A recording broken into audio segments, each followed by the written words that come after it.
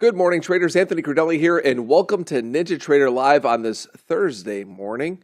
Is joining me, as usual, our senior economist, Tracy Shuchart. Good morning, all. Good morning, Shai. Any news overnight? Anything to talk about this morning as we get set for a Thursday after? I've got a lot to say about yesterday, but I'm curious if there's any news coming out of the gates. Yeah, so we had a bit of confusion from Trump yesterday. So on one hand, he said he's going to set unilateral within 2 weeks. He said we're going to be sending out letters in about a week and a half, 2 weeks to countries telling them what the deal is. Then he kind of backtracked on that, and he said he would be willing to extend the July 9th deadline for completing trade talks with countries. So I guess it's kind of like if you are making a trade deal with them right now, we can talk about the details later. But if you haven't talked to us, we're sending you letters in 2 weeks. Is kind of what it sounds like. A lot of confusion for the markets anyway. And then we finally had China came out with a statement today or overnight. They made no mention of export controls. Instead, they said that the meeting was an institutional guarantee established in Geneva for the two sides to bridge the differences via a consultation mechanism. And that's about all they said, whatever that means exactly. So they didn't say, the deal was done and, this is what it's going to be. That was their statement. It's pretty vague. So you can take from that whatever you want. And then we have to talk about, we have some Middle East tensions. I spoke about it a little bit yesterday on hot commodities as the news was coming out.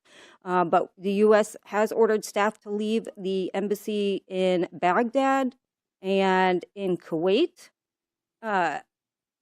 So we don't know what's really going on, but what people are speculating is that Israel is getting ready to hit Iran. That's what our U.S. officials have been told, that Israel's ready to launch an operation on Iran. Obviously, we saw oil kick up yesterday. It has since pulled back a little bit, but definitely I'm keeping an eye on this, and we'll keep everybody apprised because it's kind of a sticky situation right now. Yeah, well, the Israel-Iran situation, it's always a constant fear of a headline. So not going to talk too much about that this morning, but we will keep an eye on it. Going back to what happened with China yesterday, as expected, we said quote unquote done for review. I think that's what the tweet said. I read it a few times yesterday on there. Upon review. Right. I mean, okay. And also not totally surprised about, if you haven't been speaking with this administration about tariffs, you're going to get, a little note from the president. I mean, it's again, I don't think any of this is earth-shattering stuff. I think at this moment, I think the market takes all of it in stride at this moment. But what I want to talk about this morning, coming off of yesterday, which I think was really important to note, is that when you looked at yesterday's action, and I wrote this in my morning note this morning, is the market tired of good news? I mean, that's what it felt like. Yesterday we talked about this in the morning.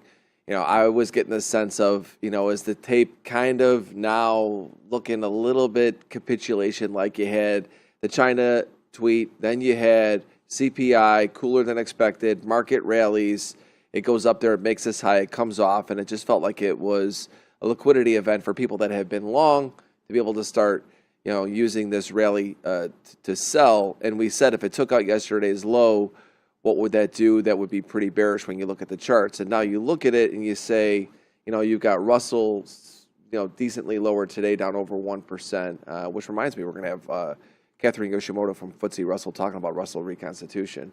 You've got NASDAQ below yesterday's low.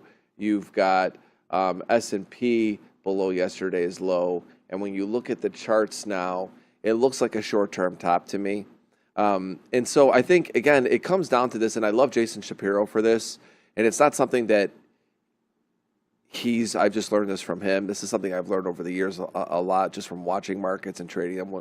I think many people generally understand this that have been trading for a while. When markets continue to go up on good news, and they go up on bad news, the market's just looking for reasons to go up. Right. When the market stops going up on good news, which we got yesterday, Right. and technically it had every reason to at least sustain a rally, and now you see them come in today a little bit softer. It's something to take note of. Doesn't mean the rally's over. It just means watch it. But also, we've got rollover. Now it's starting to come into the conversation. Right. So I wonder how much of that matters as we start to see people get out of the June contract and get into SEP. We don't have our boy Cagnina here to talk about some rollover stuff, but I'm sure Pax will be bringing that up tomorrow morning, which Pax is actually going to be on with a different person tomorrow. We'll talk about that later as Cags is out. But, yeah, it's an interesting tape, Shai. I think the news to me is not groundbreaking, but important to note. I think the reaction to what yesterday's what the market did yesterday to yesterday's news is what's significant. Yeah, absolutely. I mean, we pretty much, it was kind of a slow grind down, but, after that CPI, literally the market's just ground lower all day. Yep. And good morning, chat. We got good morning, Infinity Works, Anissa Gimicoli. He wants to hear me speak words in Italian. I mean, it could happen at some point. I don't know. Maybe I'm not that good at it anymore. I totally have lost everything. My Serona, Gratti, trading, trade with John, Roloff, Cosperoni, Vasily, Future Fox, Paulie, and every morning, Engineer Bear. First one in the chat every day. Hat tip to Engineer Bear. All right. And we know the first one who's in the studio every morning. We already know that, Shy. I'm kind of just like getting in there a little bit, close to the edge, borderline late. And good morning, Andrea. For today, any data, Shy? Anything else that we have to look at for the tape? So absolutely, we have PPI today and jobless claims and continuing claims. So PPI really is kind of what producers are paying. So it's the kind of the wholesale component of CPI, where CPI is what consumers are paying. This is what businesses are paying. And so that is going to be important. Of course, we have natural gas inventories at 10:30. We've got WADC, which is the ag report. And then we have that bond auction at 1, the 30-year, that everybody is keeping their eye on. So definitely keep a watch on that. Yeah, well, let's stay there for a second. Why is everyone going to be keeping an eye on this bond auction? Because the 30-year has been kind of lost control of it. People are focused more on the shorter end. Nobody really wants to hold duration as much as the front end, and so the longer end is kind of where everybody's kind of focused on at this point. So we'll have to see, do they have, is it going to be higher than expected yields that are going to come of it, or lower? So all eyes on that auction. Yeah, and with bonds bid this morning, it gives them a little room for a bad auction in some ways. Yeah. Again, when I look at the 30-year right now, we've talked about this over the last week or so, 2 weeks. That low in the bonds looks pretty good. We said we're going to have to wait to see what CPI is. Of course, we've got PPI today. We'll get into expectations of that here in just a moment as well. But when I look at the bond market right now, it's like, man, this is where it gets interesting to me. I think, you get through today's bond auctions, PPI. If the bond market stays where it is, I see it grinding up. I mean, I see rates coming down on the long end. I think changes the tune of a lot of things. That was been a fear of rates going up on the long end. What does that do for stocks? Again, it's not bearish stocks. Again, the stock market, I go back to yesterday, it could be a situation where it was just an event where the longs have been like, listen, we've gotten all this good news. Maybe we use this to do some selling. We still think all-time highs are in play. I likely think that's it because it's rollover. That's what makes it. Yeah. It just gets interesting with that because if it wasn't rollover, I would be a little bit more cautious about this rally. But because I think you're going to see some selling in the front month of people that have been long. Right. And probably the buying moves into the back month, soon to be front month. That spread gets, I think, becomes a factor here. And it just could be a few days where we get some volatility. I think traders will appreciate it. We have a two-way tape, and God forbid we get a pullback. I know, right. I still think it's a pullback to buy for now. But today's PPI, let's get into that. What are we expecting there?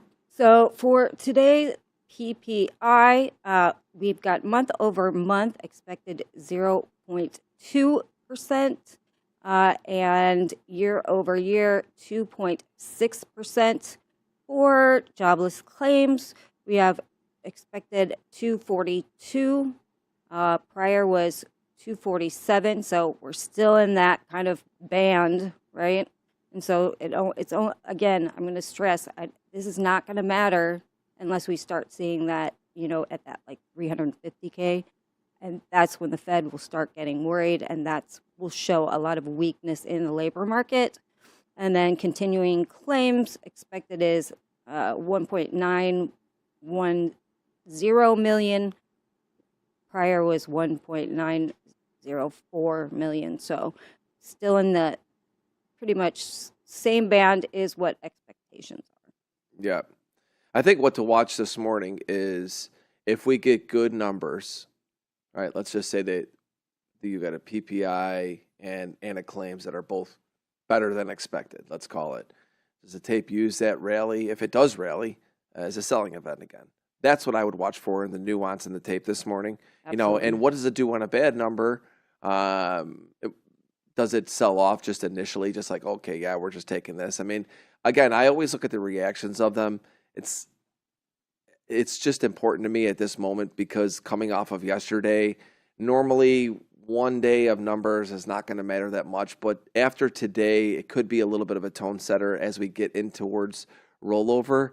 It's something to keep an eye on. I think short-term traders, it's not going to matter too much to them. I still think you're going to have a two-way tape almost no matter what happens this morning, unless the numbers are really kind of out of whack. But I thought we haven't seen that, right, Shai? What's funny is that we've seen the spectrum of expectations be pretty wide, but none of the numbers come in that far out of whack. Right. I mean, that's what's, I mean, I think it's because everybody and every headline and every bank is telling you inflation's coming, and inflation's coming, and we're just not seeing it in the numbers yet. Yeah, I mean, job market's going to get hit, doesn't, I mean, all these things, right? And so, again, always about the reaction, not about the data themselves. That's what I'll be watching for. And of course, I'll be focusing on the 30-year throughout the day today because of that bond auction. Overnight, also, gold is up almost $60. Silver's up modestly. Platinum's minor pullback. Copper, minor pullback. What's going on there? I think gold, we've got geopolitical tensions going on right now.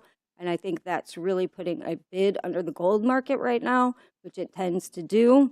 And since, I think the other metals, because they are utility metals, are kind of down because you didn't really get a great statement from China overnight, or anything that is tangible, right? It was pretty vague.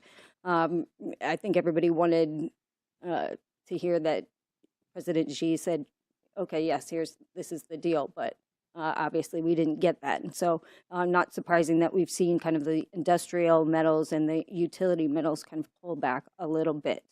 What is interesting, though, fun factoid, that came out, the gold as a reserve asset for central banks has now exceeded the euro. So we have 16% euro, 20% they're holding in reserve asset of gold, and 46% U.S. dollar. Gold has always been a market that you look for when you've had, obviously, fear of inflation, hedge against central banks, and global, terrorism news, things of that nature. Like that's always been a market where you watch for. Obviously, Israel, Iran, but it's become more of a focus than crude oil these days. On any sort of bad news, gold gets bid. Yeah. I mean, and I'm talking about, like Absolutely. the war headlines and stuff like that. And so that is the trade now. You go back to Israel, Iran, that is something you would think initially would be a crude oil bid, and I know it was bid yesterday, but was again, they yesterday. use that event, let's face it, they use that event as a selling area again in crude.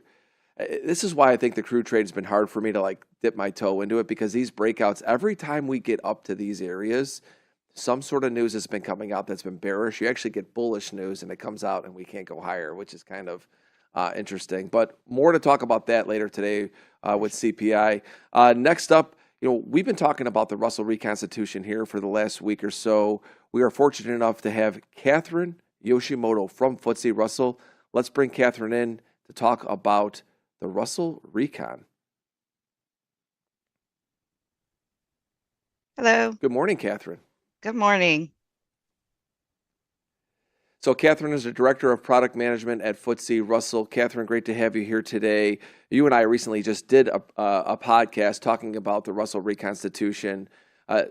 We have been talking about this quite a bit. We've got an audience of retail traders that may not know about it. And as we talked about in the podcast, what's crazy about retail traders now is that retail traders, right? The category is so big. Many of them understand it and have been around a long time. I mean, there's just a huge, wide gap of retail traders, but not everyone may know about what Russell Recon is. So I think we just need to start there. What is Russell Reconstitution? Yes, and thank you for having me this morning. It's a pleasure to be here with you. Russell Reconstitution is the annual rebalancing of the Russell U.S. indexes, including the well-known Russell 2000, the small cap U.S. equity index, the large cap Russell 1000, as well as the growth and value variants. I will caveat that from next year, we've announced that we will be moving to 2 reconstitutions, with the second reconstitution occurring in November. But for this year, it is still the annual reset of the Russell U.S. indexes. And why it's important is that, it goes back to the design of the Russell U.S. indexes, that, the indexes need to be representative of the underlying markets, and markets change. And so this is part of our annual rebalancing to make sure that we're reflecting the underlying market segments accurately. And what separates what happens with Russell reconstitution versus what happens in the rebalancing of, let's call it, the S&P or the NASDAQ? Yeah, sure. So S&P generally doesn't make a lot of changes. They announce changes based on committee decisions if they are making a new addition, for example, with very little notice. The difference for Russell U.S. indexes is that we communicate well in advance. This does provide, I think, stability going into the trade, which is really important to us because we have $10.6 trillion assets benchmarked to the Russell U.S. indexes. So rank day begins with April 30th, and then we announce the preliminary changes on May 23rd. And then the reconstitution changes take effect on June 27th. So this gives the market ample notice.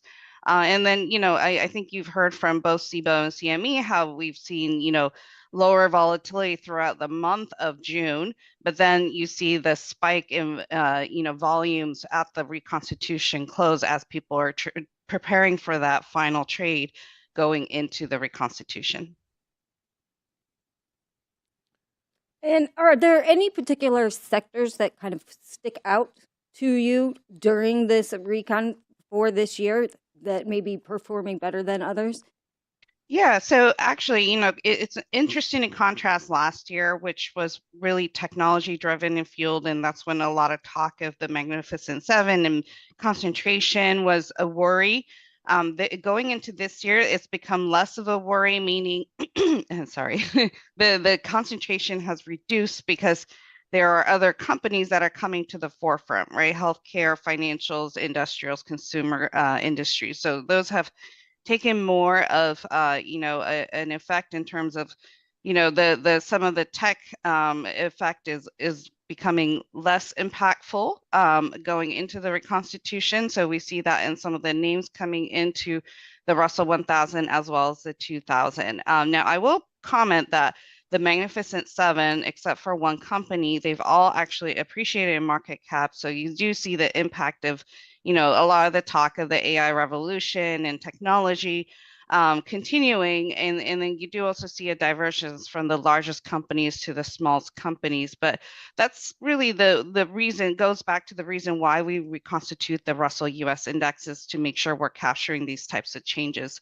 I will also add that Russell US indexes do add IPOs quarterly. And so that is part of a regular edition, and that is an important part of making sure we're reflecting the underlying markets. Going back to the difference with the S&P, how we do capture these new entrants, and some notable differences from the past. For example, Tesla was added shortly after its IPO to the Russell 1000 in 2010, and S&P didn't add it till 2020. What are the thresholds to get into the 1,000 or the 2,000 market cap? Great question. So every year, the breakpoint between the Russell 1000 and Russell 2000 does change. Again, it's a reflection of the underlying US equity markets and economy. So this year, the breakpoint between the Russell 1000 and Russell 2000 is largely constant, and $4.6 billion is the threshold. Now, the band, though, because we want to make sure we don't have a lot of turnover due to smaller changes at the breakpoint, we don't want to change a Russell 2000 to Russell 1000 this year and then change it back to Russell 2000 last year. So we do use something that's called the band. That's 2.5% based on cumulative market cap percentile above and below that band. So where those bands landed this year is 7.4 billion at the top of the Russell 2000 and 2 billion at the bottom of the Russell 1000. So, while the breakpoint, the hard breakpoint, if you're ranking purely based on total market cap, the size of the company, it's 4.6 billion. That's going to determine your membership if you're a new entrant to the Russell US indexes. But if you're already a member of the Russell 2000, you would have had to exceed that 7.4 billion in order to move into the Russell 1000. And on the flip side, for a Russell 1000 company, you'd have to decline in market cap below that 2 billion size breakpoint or band, in order to move into the Russell 2000. Again, we do this to make sure there's as little turnover as possible between the Russell 1000 and Russell 2000, which is increasingly important as we see more passive money moving into index-based. It used to be more active funds, and so there was some discretion by those fund managers in terms of how they rebalance the trade in terms of the benchmarks they were tracking. But with passive, they do have to track the indexes because they want to reduce the turnover, tracking error as much as possible against the benchmark. So it is really important, increasingly important, that we keep the turnover low, and that's why we have these bands in place. And, what's the kind of the difference between IWM, which is the ETF, and the Russell, and how does that affect kind of the futures side of everything? Certainly, IWM has been around. I think this year might be the 20-year anniversary for the IWM, but IWM is an ETF vehicle. So it is important to know that because I work for the index provider FTSE Russell, I can primarily talk about the index itself. iShares BlackRock, offers the ETF IWM, which tracks the Russell 2000 very closely. And so their mandate is to replicate the index as close as possible.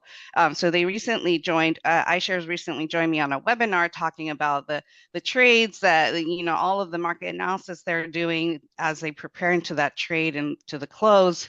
I do believe that they perhaps mentioned some other strategies like options and futures, but the IWM vehicle itself is the investable product. The index Russell 2000 is the underlying index.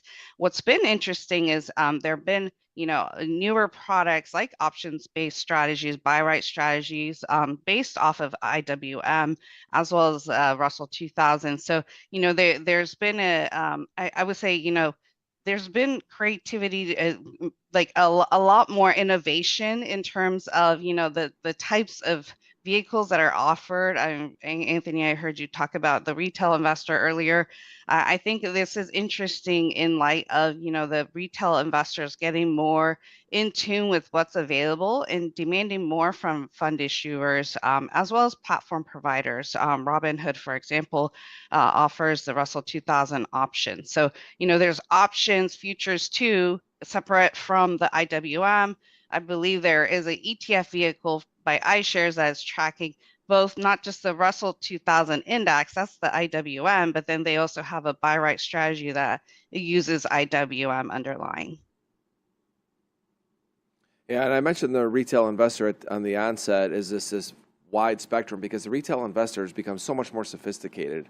You see the volumes that are coming through on Russell Recon. A lot of this is retail, and they're using Recon to change positionings, whether they're owning some of the individual stocks, the indexes, IWM, and you see how really how far the retail trader has come. It's such a wide vast of traders. I think it's important to understand what's going on behind the scenes with how things are operated. And when I say behind the scenes, this is the most transparent, let's call it, what happens with the Russell reconstitution over anything else that you see with the other indexes. But I want to end on this last question.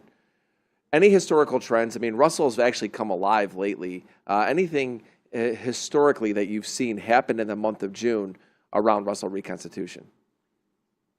Going back to my comments about, lower volatility, I think we do see, kind of calming of the markets despite everything that's going on outside geopolitically. I heard you also commenting on, the volatility in the markets. I think what is interesting about Russell 2000 is very domestically focused, so it gets more of its revenues from within the U.S., and I think that's maybe drawn a lot more attention to the Russell 2000 recently. The Russell 1000, for example, gets about 40% of its revenues from outside the US. Russell 2000 gets less than 20%. So with that, I think, a lot of investors might be looking inwards. And to your point about, there being probably a lot more retail investors than we know, I actually recently saw an academic presentation on how, we see the reported numbers in terms of funds, but the passive ownership is probably actually twice what is reported in the numbers. So you can see there's actually a lot of activity going on tracking indexes, and it's only growing. And so I think it's really, just going back to the month of June, it really goes back to, we want to make sure there's, calm in the markets in terms of, the trade. It is a very big volume event. The past 5 years, more than $100 billion have traded across the reconstitution close across NYSE and NASDAQ. Last year, we hit a record of almost $220 billion. So we know it's a really big event that investors, market participants are preparing for. So we want to make sure we give as much notice as possible, make sure that it's transparent so that there is as little disruption as possible. Yep, most transparent rebalancing in the business. We had one more question from X really quickly. They said, can you ask them about the Amazon split into the value index? Interesting question. So I actually am about to publish a blog on this subject. So the Russell US style indexes, it is designed, going back to the turnover, we want to mitigate turnover as possible. So the design of a growth and value indexes is that a stock doesn't have to be 100% growth or 100% value, because then you'll see too much turnover between reconstitutions. So we have this about 30% of the Russell 1000 that can be allocated between the growth and value indexes. With, some of the Mag 7 stocks, for example, that have gotten a little bit of exposure recently, some of their fundamentals are showing more value orientation based on book to price or growth forecast. So those are the variables, the attributes that contributed to them slightly dipping into the value side.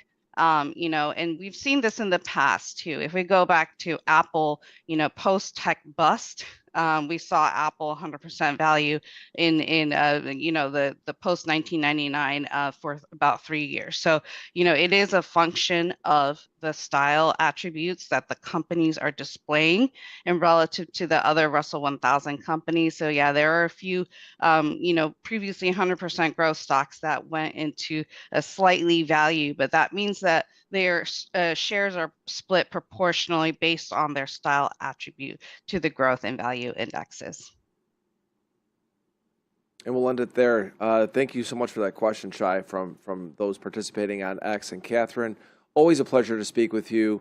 Thank you so much. Thank you very much. All right, everyone.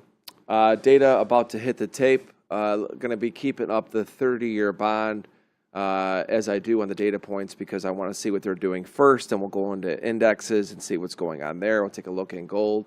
Shai, PPI you'll read first or jobless claims? Whatever one pops up Whatever first. one comes up first. So bonds, again. All right, so we have PPI came in cooler than expected month over month at 0.1%. Year over year came in as expected at 2.6%. And jobless claims came in at 248, expected 242, in line. And continuing claims a bit higher, but not alarming, at 1956, expected 1910. So rallies, taking news and going up on the bonds, indexes, kind of all over the place at the moment. Not really doing much. Not really knowing so what to do. So overall, bullish. Let's talk bonds. Bullish or bearish for bonds if you look at the data as a whole? So bullish. Bullish for bonds. What about for equities? For mixed. I mean, it's kind of cooler than expected, a little bit hotter and continuing claims. So I think that's why you're kind of seeing ES right now, not really knowing what to do with that information. Yeah. Yeah. And thanks for getting us that data quickly and giving us a quick bull or bear kind of situation here. And again, what you look for right now, Shai, is the reactions, as I talked about, coming off of yesterday. If you say it's mixed coming off of the data for equities, let's see what equities do the rest of today. Now, coming off of yesterday's bullish numbers for equities, bullish headlines, how do they react to it throughout today's session? I think it's going to be a very important session as far as how we kind of go into rollover, which is in the next few days. Awesome. And the bond market, again, man, I look at this market and just go, now you've got another leg higher coming into this auction later today. It's just like, I mean, what happens if this is an A-plus auction? I think a lot of people could be caught a little offsides on this bond market because it's been, I'm actually going to look at the COT data and see what it looks like there. Well, and we've had, Gundelock, PIMCO, everybody come out and say, don't buy bonds. Don't buy bonds. I mean, really, that's, we've headlines for, the last month from those guys saying, Yeah. Weekly high, 114.10. This is a weekly chart with the COT data, and you could see the non-reporting is a touch long, and you have the large speculators a bit short. Commercials are pretty much flat. They're 14,000 long, but this is the most short that you've seen large speculators in bonds in a period of time. And yeah, so it doesn't look like there's too much crowded trading here. I'll let the man Jason talk about this next week. We'll see what it looks like. But again, large specs, the most short they've been on that previous week, and you're about to take out previous week's high in bonds of 114.10. Keep an eye on that, and I think, if anything, that adds a little bit of a lift to equities. It gives the equities a reason to rally if they start to go up with any sort of significance.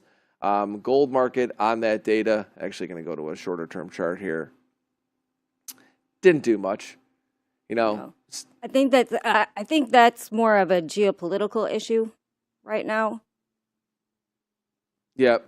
As we talked about, gold is the more reactive market to what's happening in Israel and Iran. It's not crude oil that everyone would expect. And again, a lot of the longs get caught looking at that as an area, a time to go higher when you see a headline like that. If you're long oil, you're like, this is perfect. And it comes in and it's down, $1.25, whatever it is. And, again, Crude oil, it's just a tricky market. I wanted to be long it. I didn't get the prices I wanted. It is what it is. But it's like, I think you're going to have a lot of opportunity in crude. I'm going to see how this story plays out in the coming sessions. I think crude is also one of those markets that have been coiling for a while. We've been in such a narrow band Yeah. for such a long time. Whatever way it was going to go was going to be with force. Yeah. And let's face it, it did catch a nice rally over the last, day and a half of it, yeah. or actually 3 days. I didn't get bullish until just 2 days ago, but it is what it is. When I look at it, it's, nothing to really do just quite right here. When I look at, let's take a look at, everyone's some people pounding the table on NASDAQ when I look at what's happening there. I mean, again, when I look at indexes, same story to me. I mean, it's just, boy, if you just woke up today, let's think about it. I like to think about this a lot. If I just woke up today and I pulled up a NASDAQ chart, I'd probably go right back to bed. I mean, it's, I look at it and go, what is this? I mean, this is, if you look at this all the way back to what let's just say, since this tariff news has just been a grind higher, and there's just not a lot to say about it. We're at the 8-day moving average, and everyone's going, wondering what to think about this tape, and we're just at the 8-day average price. I mean, it's nothing. That's the best thing about moving averages for me. It puts in a very simple perspective of where we've been, and here we are. And so I'm going to get into this a little bit more with Pharm. Any last kind of thoughts, comments coming into today's trade? It was great to have a chance to speak with Catherine. Yeah, Going underneath the hood of what's happening with these rebalancing, you don't really hear from S&P and NASDAQ. Things just kind of happen with the rebalancing. Right. With this, it's the most transparent that I've seen. It's very interesting. I said, to go behind the scenes and talk to the exchange and actually understand how this works. And again, so much of this, I talked with SIBO and CME about this the last week on a podcast, and how much retail participation comes in with the Russell reconstitution is really incredible to me, because you would think that not everyone knows what that is. That was kind of my point earlier, but they do. And it becomes very important in how they rebalance their portfolios. So I thought that was pretty cool. Yeah, it was great talking to her. Yeah. All right, Shai, we'll see you in chat. Thank you so much. All right, thanks. All right, let's bring in the man. Let's bring in the big calf man. You were looking fresher on Monday, and it's been like a slow decline. Like today, he's a little slouched. Shirt is definitely pulled from the hamper this morning. There's no doubt in my mind. It just was like he's reaching, going, I got to get one. I got to get one to throw on for Deli and get ready for everyone in chat. And by the way, Chad, hit the like button. Show us some love in the morning. We've got a bunch of you in here. Let's get those likes up a little bit for my guy Pharm as we're about to dig into the tape a little bit. How are you this morning, Pharm? I'm doing well. I'm definitely getting a little tired on day 6 or 7. I'm not even sure. I can't count anymore, Deli. It's getting long here. For those that don't know, Pharm has been home with the kids. His wife's been out of town, and he's been doing the Uncle Buck routine, flipping big pancakes, having fun with the kids at night, movies, everything. I'm sure it's been a blast. He's got the cleaning ladies in there right now, going back there. He's got like a whole crew of like 4 to 6 people in there to get everything ready for mom to come back home. So it looks like nothing ever happened. Yeah, gonna need a few more than 6, Deli. That's for sure. So my thought this morning was, yesterday when I looked at the tape, a couple things come of note to me. When I saw yesterday's tape get bullish news, we got a headline from President Trump about China. The deal with them is done, quote unquote. We know it's not done, but for all intents and purposes, that's what it said. That was bullish, sparked us a little rally early. Then you had cooler CPI, market goes higher, makes a nice high in the pre-market. You and I talked about this and said, well, can they build on this? Can they use this as momentum? They were unable to. What I looked at is the market tired of good news? Did it start to get walked back a little bit? And was that used yesterday as a rally for those that have been long to do some selling? It appears to be so. This morning we get PPI, another bullish number. Shai actually said mixed for the indexes between that and jobless claims, but bullish for bonds. And and here we are. We got the NASDAQ down modestly. I mean, what are your thoughts on this stuff? Yeah, I agree. It definitely felt a little heavy yesterday. I mean, we opened on that small true gap up. I mean, we started giving back that CPI move as we were talking really right away. Opened above the prior day's high. You'd expect that to be bullish. They gave it back right away. We did get the buy the dip response. They came and took it back up to those 60-60s. And then once again, we saw, some passive selling come in of decent size. And that forced sort of a call liquidation. What was different about yesterday is that after the initial call liquidation, it gets snapped up like it has every time. But then that seller kind of stepped in a little lower, right? And just kept in and then drove price to new low of day, goes below the IB low, reclaims. That's a huge long. That should make new high a day after that, probably. Steps in just a little lower, 58s, and soaks, and then drives things right back down. So it was a little different, and this was even before the news, right? Like, I mean, everybody's talking about the news with Middle East escalations, but this was long before that. So buyers are definitely not strong up there near those 60-50s, 60-60s. And it does feel a little bit long in the tooth. Now, we got this move overnight back into a really, really important spot. And so coming into PPI, I was like, boy, this is going to be a tricky day. And it still probably is going to be. And as we talk and walk through these charts, we'll see where we're at, because I could change my plan in the next 5 minutes while you're talking. Let's go into the charts now. Let's take a look at the bonds. I want to look at the bonds first. Again, bond auction later today. I know a ton of people aren't trading the bonds, but keep an eye on them. And I know more and more people that have been watching us have been mentioning that they have been looking at the bonds that are trading ZB or ZN. I look at the ZB. It's kind of like, your choice. I like the longer end to trade a little bit better. When I look at it, it's interesting because the long end is the one that was everyone's concern about rates spiking higher, bonds continuing to go lower. That has changed, obviously because of CPI data. And I think, again, I talked about this just a little bit. COT data, a little bit frothy on the short side of the large speculators, are the most short they've been in some time. You've got commercials pretty much flat, non-reporting's a slight bit long. You got last week's high in the bonds of 114.10. That gets taken out on a bond auction. Something to keep an eye on. I'll be watching that later today. When we look at gold, I wanted to go into gold because gold, interesting, has turned into, it's not turned into this, but it is more of a focus when you have geopolitical headlines. It's always been the focus. This is nothing new. Gold a lot of times will get bid, but it's not getting bid a lot, and it's getting bid more than crude oil. And I'll get to the crude oil chart in a second. You watch gold this morning, what happens off of Israel, Iran. Here we are. Gold gets a real strong bid. Again, it's a market that searches for reasons to go higher. You look at the reaction of news, not necessarily the news itself. It's searching for headlines and things to go higher and to catch a bid. It's up 2%, $65 today. So I look at gold for gold intraday traders. You've got back above moving averages. You've been in a consolidation, and you've got it being driven higher by news. Hard market to fade today. It's a market I would look to see staying on the bid throughout the session. Crude oil. Talked about this. Crude oil to me, it's been looking bullish. No surprise that we broke out of this range and got a little bit of a bump yesterday.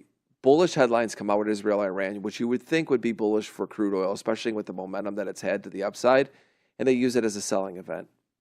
Just tells me that this market is, you're in no rush to buy it. It's not reactive off of news headlines that you'd want, similar to what we're going to talk about in equities in just a second. I think crude, more of a two-way tape, maybe a slight bit to the offer side today. You have to be surprised if you're long crude that the market didn't go higher today on those headlines. Doesn't mean that it won't throughout the day, but keep an eye on it. It is a touch overbought on RSI, but again, I don't think that that's bearish. I think that if anything, that's bullish because it's, again, a tape that's showing strength should get overbought from an RSI. But I don't love the way it reacted off the news. It's not what you would want to see and you would be hoping for. We get into the equities. We'll start with NASI. NASDAQ, to me, boy, man, I just see nothing here. I wish I had more. There's nothing I'd love more to say. I feel like I want to start getting more active in the indexes. But boy, oh boy, I said if I woke up on a day like today and knew nothing what was going on and been happening in NASDAQ for the past several weeks, we're in the summer market, and I looked at this, I'd be like, I'd go back to bed, right? And I'm not telling people to like step away and like, leave. But the point of it is like, you're not getting a clear look on the longer term. This is all about your short-term stuff. Two-way tape, trade the NASDAQ with your short-term strategy. And don't worry about the big picture because there's just not a lot there right now. It's just bullish.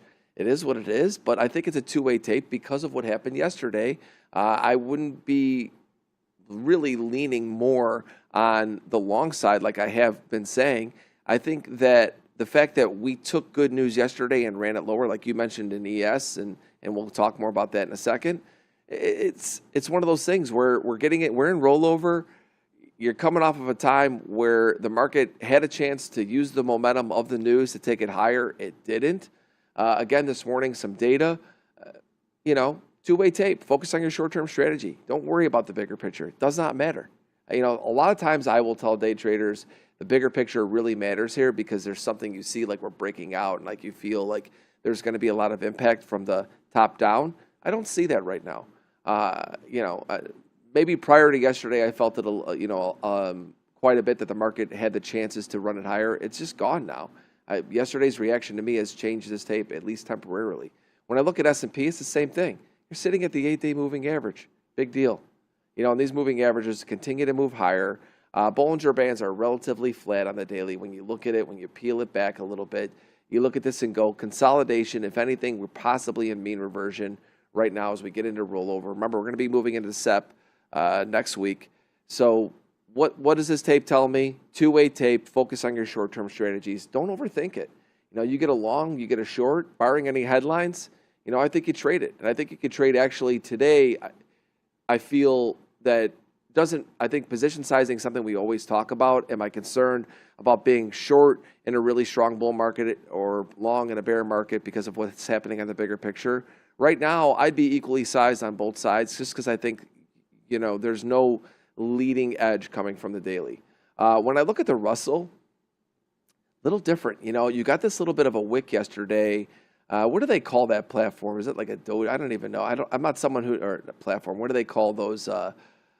What that looks like? It's like a doji or something. I don't really know. I'm not the person who looks at like chart patterns very well, but I know just from seeing the way that this market reacted, going up, touching a near top Bollinger Band, near that Bollinger Band peak of 2,200 and coming off of it and back into this area, this range that it's been in, is not bullish. I'd be skeptical of Russell rallies now. I think they're probably going to get sold. Again, Russell's a market that if it doesn't break out with momentum and stay with momentum, boy, it gets sucked back in quickly. And so I don't look for Russell leadership to the upside right now.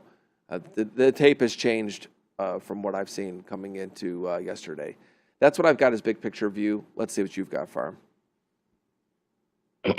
Yeah, the first thing I'm going to say is we're sitting right now on ES at Monday's cash open. And on a week where we may potentially see a trend change, I start to watch that very, very closely. So it's 60-12 and 3/4. We're sitting right there. So let's see what this does, because if you're like a strat trader, right? I'm sure plenty of people out there trade the strat. You've had Sarah on a few times, or any kind of OG price action trader. And I'm a price action trader, by, sort of my history. You want to know where the monthly open is. You want to know where the weekly open is, et cetera.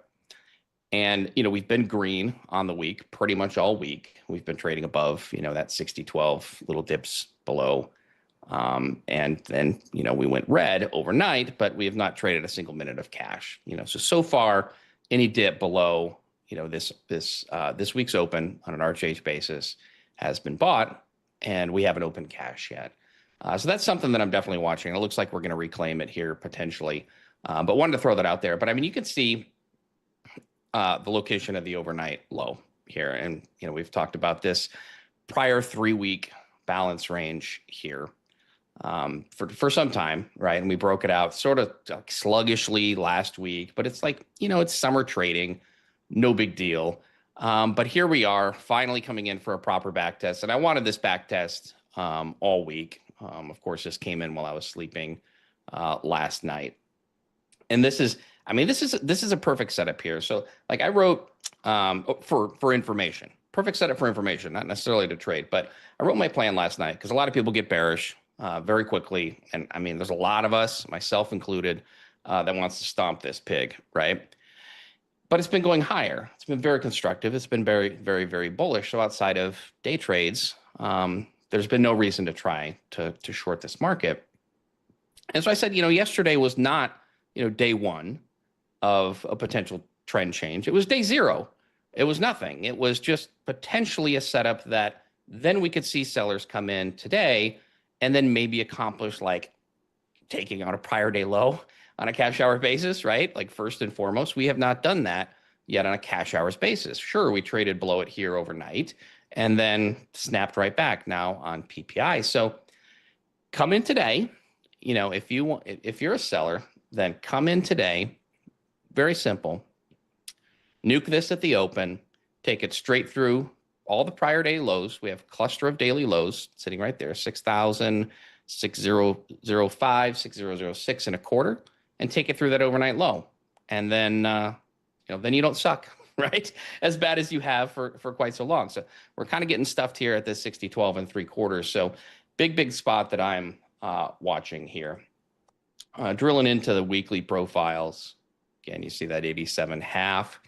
This here is last week's VWAP. So I'll often look at the trailing week VWAP as I come in. I look at the current running weekly VWAP, but I tend to find the prior week VWAP to be relevant at least once or twice in a given week. And here we've come into that and we sort of rebid it there before PPI came in. And so the trick with today is that basically, to me, if we're sustaining, basically the bulk of all the volume for this week at open, after having held a back test of 87.5, it's going to be really hard for me to want to be short at all. And so, and then like 730, 740s on NQ, since a lot of you are trading NQ and may not have time to pull up the chart, but that's kind of what I'm looking at is that like I'd like to lean long around this area if I can find a constructive dip to do so. And again, if we get a drive at the open that just negates this entire PPI move, drives through this overnight low, then we have something. And then we're talking business and sellers have something. So that's that's all I want today to know. That's the information that I'm looking for. And so short of that, short of trading down at the open, taking out the overnight low, I'm just going to have to work long against this spot roughly, or at least against the overnight low until that's proven wrong. Now, might I take a shot at shorting a pop to come back down here? Like maybe I might, because you don't know midday, maybe it's B period, right? Like 10 o'clock, maybe sellers come in and they stuff this. So, I'll be mindful of the open and the price action, the IB setups. It's definitely very much two-way trading, but the only way this trend is changing is, if NQ meaningfully loses and offers 730s to 740s, and ES at least loses and offers, 6004 to 6008. And then, but really, this 59.87.5. And like, even still, like if we had come in here on PPI into like 72.75, I'd probably be looking to buy it. So until you have meaningful amounts of inventory trapped above, you're not going to see any kind of meaningful sell-off. And you can see all of last week's volume is fine. They're very comfortable here. And we had or have the potential to trap 3 days now of inventory above us. So, if we had not had this response on PPI and we had opened on a true gap down below all 3 daily lows, might have been a little bit fun at the open, right? We might have seen some puke, some liquidation, and then we just see where that gets bought. As it is, here we are, we've rallied on PPI. So that's kind of big picture what I'm looking at. And, I'll let you comment if you have any before I drill into the 5. No, I think it was interesting how you said that the market's comfortable here, and I agree. I think the way that we came off of yesterday's highs towards the close, I was watching the price action, and I'm thinking to myself, are they going to do it? Are they going to really sell it? And the market did feel comfortable there. From me not knowing everything you're talking about, like I feel and have felt from midday yesterday until this morning that the sellers have had a chance to do something, and they just kind of have not. They've done minimal. So it's interesting to see it from the volume profile perspective. Again, you don't need to be in a hurry to be short. The market's going to show you if it wants to go lower, and it's going back to what you said. It feels comfortable here. I'm looking forward to see what you think eventually tells us maybe green light short or green light long coming into today. Yeah. And to me, that's going to be it, right? Show me something. I am going to be very cautious. And if I were to take a shot, it's probably going to be around 60-47-ish, give or take. I think it's probably fine to be looking for day trade shorts. And then if that ends up leading to, a loss of 24 to 28 and then back down through 6004 to 608, that's great. It's just, it becomes difficult following this kind of failure from sellers to want to be short. And so, I'm likely to be long the way up. I really, I said yesterday as we were kind of headed down, I really wanted to short this area. I was hoping we traded higher first overnight. Trading higher, whether we trade higher first or lower first matters a lot to me. And I evaluate that with each session. Because what happens here is that sellers come down and then they get stuffed at the line, at really just the line in the sand on a big picture perspective, the 3-week balance. Well, what are buyers going to do? I mean, this is a tradable low for them against that 3-week balance. You're just going to come in and slap this pig.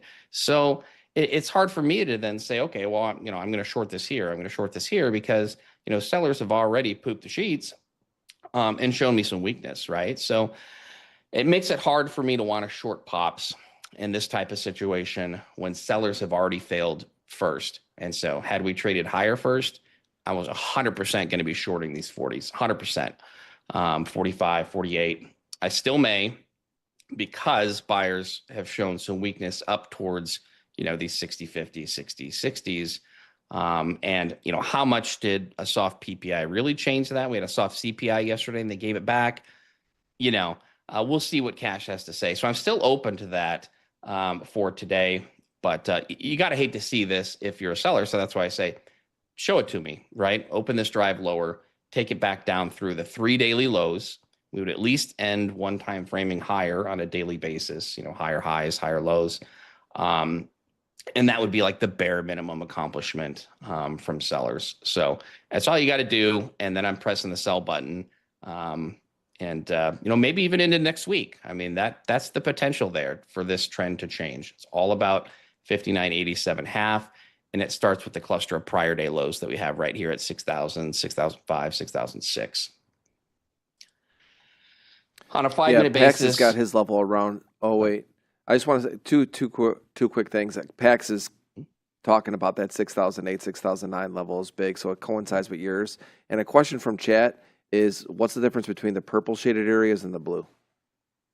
I generally, and I'm not always good at being consistent, but I generally try to do purple for something that's a weekly level and then blue for something that's a daily level. In this case, I made it blue because I had extended it to a range from, instead of just using 87.5, from 84 to 87.5. And I did that on Friday. So nothing more complicated than that for me. Just always try to keep some kind of scheme for myself with the charts that I'm looking at. So. But yeah, I mean, there's not really a whole lot else to say. Is that, I'm going to have to work. I would like to see this. If I'm going to look for longs, I'd like to see this trade just a little bit higher first. Maybe come into like 16s, come into this kind of cluster here, find a pullback that holds, right around 4, let's say 04. And I might look for long against that. I do want to be cautious if we're taking out prior day lows, right? So if we come in here and let's see, what was yesterday's low is like 6.25, I believe.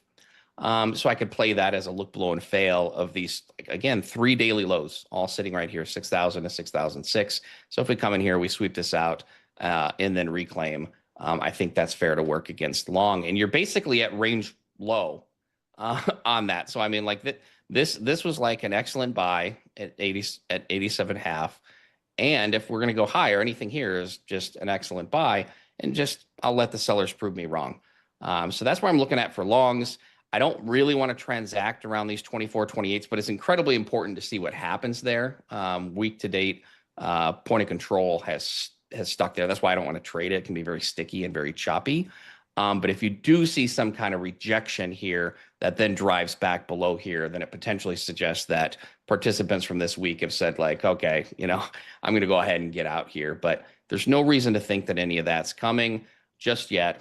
Show it to me, sellers. I'll join you. That's all you got to do is take it through this overnight low, find some continuation, and I'll probably be short for days, to be honest. I'll still look for longs at some of those key spots, 72 to 75 for like a reactive long. Maybe trade that against a short, like if we see that. But that's what I need to see to meaningfully join sellers today. And until then, I'm generally looking to push the buy button on any inability to get through that overnight low. So that's where I'm at today, Deli. Got it. Clear and concise as usual. Pharm and I do this Monday through Thursday, 8:35 to 9. I won't be here next week. I'll be in London at a futures conference. So it'll be someone else, probably Cags. Cags will be back. I'm gone. But yeah, I mean, today I'm hoping we get some activity. Remember, everybody, it is rollover going into next week. I really go back to what you said, Pharm. It's like, let them prove something to us. That's what I like about what you talked about this morning. Don't be in a rush. Don't be selling into a small break. Don't be buying into a rally here. It could be choppy, like I said, as we're heading into rollover, and I think the market is starting to show some signs in that. But again, thank you, my brother. Appreciate you. I won't see you next week. I'll see you on the week back, and good luck with the wife coming back into town. And I hope the house looks good enough for her to not, I hope you're here next week. Right. Exactly. All right. I appreciate you, Deli. Have a good day. See ya. All right, everybody. Hit the like button for my boy Pharm and my girl Tanya, who's got her Queens, New York City hat on today, representing Queens. Tanya, yesterday, CPI, favorite day for you. Talk to us about what happened yesterday. Yeah, I mean, it did provide a pretty good reversal trade there. I'm pretty happy. I came in yesterday with a pretty bearish outlook saying I'd only want to look for shorts because we had taken some buy side from like months ago, and then we had an hourly candle reject. To be fair though, it wasn't honestly as clean as typically I like it for CPI. Like the shorts, definitely as soon as they get to your first target, if you're trailing and keeping your stops tight, trailing to break even, I've noticed like I'll get stopped out on the rest break even. So I'm definitely learning to adjust in this market now, where honestly I'm going to take most of my profits off at my first target, because we're not getting clean continuations where then the lower highs are respected on the way down to the next level. So yesterday was pretty decent, where at the 11 o'clock hour took out the previous 10 o'clock hourly high on ES and NQ, and then we ended up fading from there. It was pretty decent. I was short maybe like 2220s on the NASDAQ. Ended up doing pretty decently, but then like I said, these like retracements back, I've noticed I took off like partial at like 10 a.m. open here, and then I would get break even, ended up re-entering, and then took a partial at most. Thankfully I took most of my position off then at new low of day here, new intraday low of day, like during the cash hour session, because you get these like bounces that are just pretty vicious there. Here, for example, yeah, this is where I got out of my second round of shorts, and then thankfully I took most of them off here, because then we did get quite a bit, another bounce, and then we took out a previous hourly high again, before dropping lower here into the afternoon session. And honestly, I was like, okay, when I saw that happening later on in the day when I checked in on it, I was like, huh, okay, I'm not going to touch this because we just hit the 4-hour low where I was aiming for my final target for today. And I wanted to see if we were going to close near the lows of the day at 4 p.m. And we didn't really make a new low of day there. We just hung around in the range and we haven't really left it again. So today I'm looking for maybe like to see us retrace on the 4-hour, and then I'll see how we react into these areas from yesterday afternoon. I think this is interesting, this volume gap here, this volume imbalance where there's a little gap between these two bars where we opened on 6 p.m. I think. Yeah. I think this is interesting, this little gap down. Maybe we'll come back into this area and retest it. I'll see if we overtake it and we just come back into the range. I can't stay too bearish. If we do end up showing weakness there, then hey, I'm all for it. Today, it's really important for me because we have this wick on the daily and we have a nice wick above. So I would prefer us to have a down close day today, at least, to form a swing high here on the daily, honestly. Otherwise, like we're just gonna keep doing this little grind situation here. You could see on this day where we didn't have a down close day actually, where we had this wick. So it didn't make a swing high and we just ended up grinding more up higher. So that's what I prefer to see today if we were going to stay bearish. I'm pretty neutral today because yesterday's close wasn't really that interesting to me. We're not gapping down today too much. So I have to stay neutral / slightly bearish. I think that if we could retrace deeply into this candle, then if we're not going to stay below this, we could come back up into this wick, and I'd like to stay below the upper half of it. But yeah, I have to be slightly bearish / neutral bias just from. I'd like us to take out a daily low. Like I think Pharm was talking about it. We only did it overnight and we haven't taken it out during the day. That's what I was pretty interested in seeing yesterday, actually, near the close and near the afternoon session. Like, okay, we're gonna have even more downside follow through to maybe take out the previous day low, and we can't even do that during the session. So really, it's not such an interesting move lower so far, but I like to see us either at the open show weakness and just drop if we're gonna go lower, or if we're gonna reach into this retest area, this gap down that we had at the 6 p.m. open, like 21,869 level, and an ES, this 60.23 level to 60.28 level. I do like that ES, has some down close candles here as well, so that we can retest into this area. And then I'd prefer us to reject from there if we're going to have more downside. What I did sort of notice too was here on NASDAQ, this was my target on the 4-hour to come back and get into this 4-hour low, and we did end up taking it. And on ES, let's see here at 2 a.m. here, we took this, but the gap is down here. Essentially, we didn't come back into this 4-hour gap yet. Yeah, so ES didn't reach this yet. NASDAQ did. So that's somewhat interesting to me in the potential. If we show strength, we can just continue to grind up and come back, have range trades.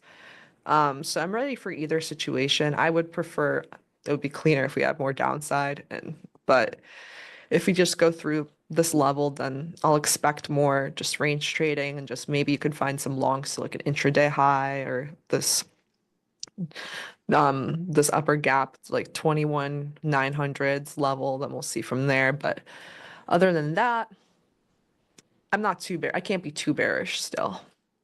What are your thoughts on that, Deli? It's very similar to what Pharm came in and talked about today. Watch for a narrow rally out of the gates, fail at some of his areas, and then have the shorts show us something and take out previous lows. But if they push too far higher, really hard to want to be a bear. And I go back to what happened yesterday off of CPI. Anytime I see good headlines come out, we had China good headlines come out, we had bullish headlines come out from CPI. The bulls have all the momentum. You make that high in the pre-market, then it comes in intraday, and the market cannot take out that previous high or that high and then sustain the rally. It showed weakness throughout the day, but it didn't get any sort of momentum when we got down towards the lows. And I go back to what Pharm had talked about this morning, which I thought was an important point. He's like, the market is somewhat comfortable here. And that is why, for traders, you have to be uncomfortable selling into bids and don't be in a big hurry to sell a rally that has any sort of legs to it early on. I'll be watching opening range this morning. I think is important to watch. You know, I watch opening range all the time, but on a day like today, coming off of what we saw yesterday and in the overnight, I'd love to see what the regular trading hours participants do right out of the gates on like PAX's 30-second opening range, because if they can open up and then just bid them, then it's like, okay, you know, you don't want to be short. If they open up and offer them and they start to take out previous lows, then I feel like, yeah, you can start to sell the rallies. If it starts chopping around opening range and we're like you're a little higher, a little lower, and it comes back into it, then I have a feeling that rollover may have his claws into this market, and it could be a choppy day. Keep it small. Yeah, that's well said. I think the 9:30 open will be important in how we react off the gate. Honestly, every day where we chop around for the first 30 minutes or so, it kind of sets the tone for the rest of the day on, you know, you don't really want to be pressing it too hard in either direction. And then oftentimes what happens is like some random news headline then starts hitting things in one direction, and then that's a fake out into the other direction, and that simply is just happening because there's not a lot of market participants then in the market at the moment. So summer trading is a bit slower in that regard, and tougher, because if you're having a smaller range but then large candles within that range, there's not a lot to work with. So if you have a 1 minute candle that could potentially be 40 points just from a, you know, random headline about China tariffs or anything like that, it ends up just making the environment so much tougher to trade in, because you don't have a lot of range to work with, and then you have random volatility within the range. Yeah. Yeah, exactly. Chris Fisher said, Ms. Tanya, the 8:30 news ran away from the London low of the day so far. The daily time frame is showing retracement. London manipulates a New York expansion. Going back to what Chris had said, I think, you know, the fact that we did rally off of that overnight low puts us back into this comfortable area. It's just, again, be patient today, everybody. You know, I think we're going to have some volatility. Let the day set up. Don't chase it. I think it's where psychology comes into effect here, where it's like, you know, you did see a little bit of a busy day yesterday. Close wasn't in particular busy. It was pretty quiet, actually. Some action overnight, and people chomping at the bit to want to do something right away. Let the day set up. That's why we're here to prepare. We only have it for a couple minutes left. I know that yesterday you stopped in and saw the Jared Tendler session with Stowe, because I saw you tweeted about that. Were you able to catch that? I'm curious what your thoughts were on that. I thought that was great. Oh yeah, Jared's the best. Like, he really helps you uncover things that you might not see. You know, that's why coaches are really good and their experience in that regard. And you might have some deeper rooted issues about why you might have your logic that way. Why do you think a certain way? Why are you kind of greedy? Like, I think Stowe's was more about the greed and seeing large ranges in the trend, and maybe even like chasing the edges of those ranges. And the reason behind our actions are often because we think a certain way, and the reason why those actions are wrong is because their logic there is flawed. So that's why, I mean, I love Jared's content. I have his book behind me. That's one of my favorite books. I always talk about it. And I think it's important to, number one, you realize what you're doing wrong. What are those specific actions? Because a lot of people are actually unaware, because in that moment, we're not in control of our thoughts or actions. But number one, you can take a step to correct that, even if you don't know the reasoning why you do the things you do, as long as you're recognizing the signs of when you're starting to unwind. But the second step is always then understanding yourself and why you think that certain way. So then you can correct that. And then that's how you get rid of the issue in itself for it to stop happening. So I really love his stuff. Yeah, I like that you guys have Jared on. He's definitely one of my favorite trader psychology book authors for his book, The Mental Game of Trading. Yeah. I foresee a Tanya and Jared session on the NinjaTrader Live Network. I have this feeling this could come to fruition. Tanya, it's always great having you. Love your preparation every single morning, helping traders get insight into what you're looking at coming into the day. Again, we do this Monday through Thursday, Tanya and I, from 9 to 9:15. She's streaming with us all day on Mondays. Hit the like button, hit the subscribe button so you never miss Tanya on the NinjaTrader Live Network. Tanya, thank you so much. Have a wonderful weekend. I'm out next week. I'm in London. I'm actually going to see Kane when I'm out there, and I'm sure I'll come back and maybe you and I will chat about some stories that happened while I was gone. But have a wonderful weekend and week. I'll see you when we get back. Thank you so much. Enjoy London. Good luck and good trading, everyone. All right, everyone. Thursdays. It's all about the boxes. You see everybody putting boxes on their chart, but there's only one trading boxes on this network, and that's Christian.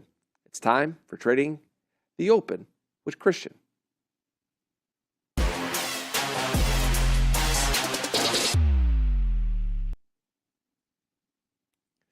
My man, good morning. Hey, Daily. Morning. How's it going? I'm doing great. Great to have you here today. You heard us talk about the tape from yesterday.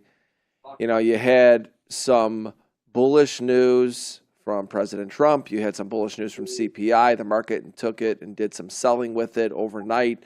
Had some more headlines from Israel, Iran. Gold is running off a little bit. Bond markets are big. We got a bond auction later today as well. This morning data comes out and markets take it and run with it a little bit to the upside after some weakness overnight. Thoughts on the market coming into today? So, yesterday, one of my comments were to my group that, one second, let me change this, that we might see a sell the news type of event. Obviously, it was not, you even talked about it, this during the morning or midday, you were saying how the tape felt heavy, or you were starting to get the feeling that we were going to get some sort of retracement, maybe down to support, which is what it's looking like. But, you sort of have that idea after trading for so long that, hey, we're extended, we're into these higher highs that it almost seems that they can't stop. And we get this news that says, hey, we have a trade deal that's been done or it's been met. And the tape is weak starting off the open, right? Right after the CPI print, we started retracing. And typically, a bullish statement like that and then a good CPI print, we would essentially be just pushing higher right after that CPI news. It felt heavy at the open. We tried bouncing and then we came back in. It was just sluggish, and you can see it in the tape. You can see, you connect all these things that create context to the day that you're trying to frame, and you have a better idea of what that looks like. We did end up moving lower, but it's just a combination of those with obviously what we know that news can sort of become a sell the event, and we saw a little bit of that. So now we're back to support and have to ask ourselves, okay, can we continue higher again? Do we continue sideways to higher, or are we finally starting to see some cracks? Just like Pharm said, it's not day one, it's still day zero, but there was something there that was happening yesterday. Yeah, no, I agree. And so coming into today, I'm curious to see what your scenarios are. I know you draw your scenarios as we get ready for the regular trading hours open. Let's take a look at what you're seeing coming into today. Absolutely. So let me share.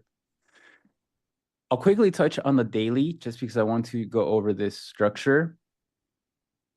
I've shared countless times here before, like everybody who's been on here knows already, but trends typically end after the second higher high. You have your first higher high, higher low, second higher high, second higher low. We get a climax top, usually a third higher high. I would say that's only 20% of the time. So it made sense with the earlier comments that Pharm, you and I were all making, that it from a technical side, you know, we have our intuition, we have these ideas of what could happen, but from the technical side, you were into the second higher high extension out of this recent 50 EMA, what I call a 50 EMA wedge or consolidation. So 80%, you know, there was 80% probability that we were seeing a high of this recent trend, and we could see a pullback into the daily 9MA. The same thing for ES. We were into that second higher high, and could we get a pullback into the daily 9MA? So I wanted to touch on that because that, you know, understanding the daily structure is what frames the overall intraday movements, and knowing what's taking place in those larger timeframes, super crucial to help you stay aligned. On the 4-hour here, so we've come down into the 50 EMA, this 59.90 zone, right? I'm a big zones guy. And ideally, we wanted to see if it would hold. It did hold.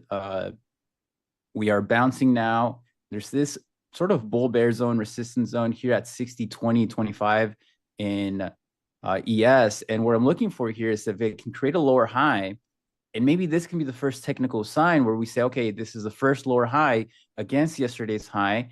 And can we now see that continued weakness? Can we see sellers step in from this here down to here? And then can that push us back down, form acceptance, and then break lower? If we don't get that, then we're obviously in a range and we can still continue to move sideways and then push back up eventually. Same a little bit for NQ. We hit the 700, 750 zone. We're bouncing back up into this 850, 860 zone. Can we create a lower high here and then push back down and say, okay, these lows all are vulnerable now. We can form acceptance. If so, can we move lower, right? So from a daily to a 4-hour, we're sort of seeing that structure change a little bit. And when I put all of that together for my morning plan, I say, okay, I'm an hourly trend trader. I want to participate in hourly moves through a 2 or 5 minute entry model. Well, on the hourly, I mean, and this looks a little bit more complex, and it is complex. This action here is very complex. I would say that because we're not sure if the trend is over. We're not sure if we're going to see a failed breakdown and reverse back up.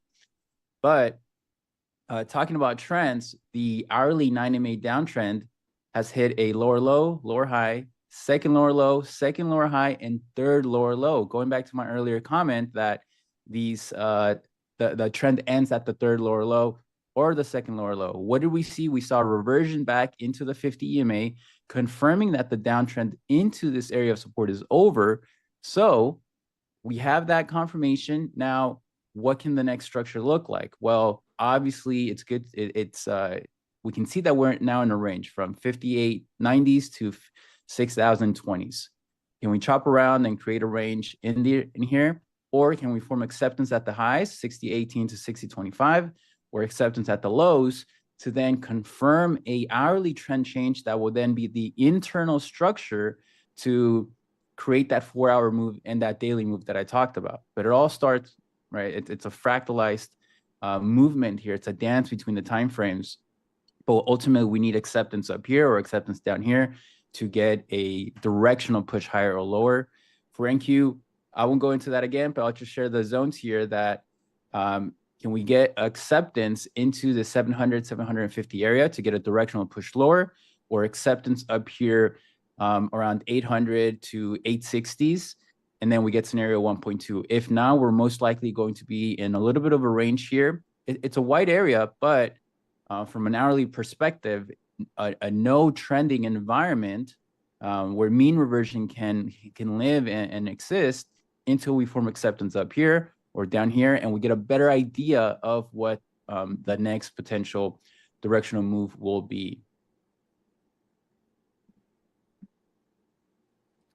I love it. It's, and even though it's not the same exact work that I do, it totally resonates with me and seeing what we're looking at for the day. And I think that this is what a lot of people should be looking at coming into today, is these types of scenarios, waiting to see what the market shows us. Again, I think the problem coming off of a CPI like yesterday, we get a little bit busy. This morning's data, a lot of people will come in and not have a plan like this in place to watch for reactions at certain areas, and they'll be a little bit jumpy, but that's why we've got you here. Great plan, great understanding of what's coming in. I really think again, it's not the same work that I do, but it's exactly the way I see the market right now. So I appreciate you, my brother. Can't wait to see how the trading day goes. I always enjoy watching what you're doing. So everybody hit the like button for my boy Chris. Make sure you follow him on X. He is with us every Thursday. Like and subscribe so you never miss an episode of my boy Chris. Chris, take it away. All right, Deli. You have a good weekend, all right? Take care.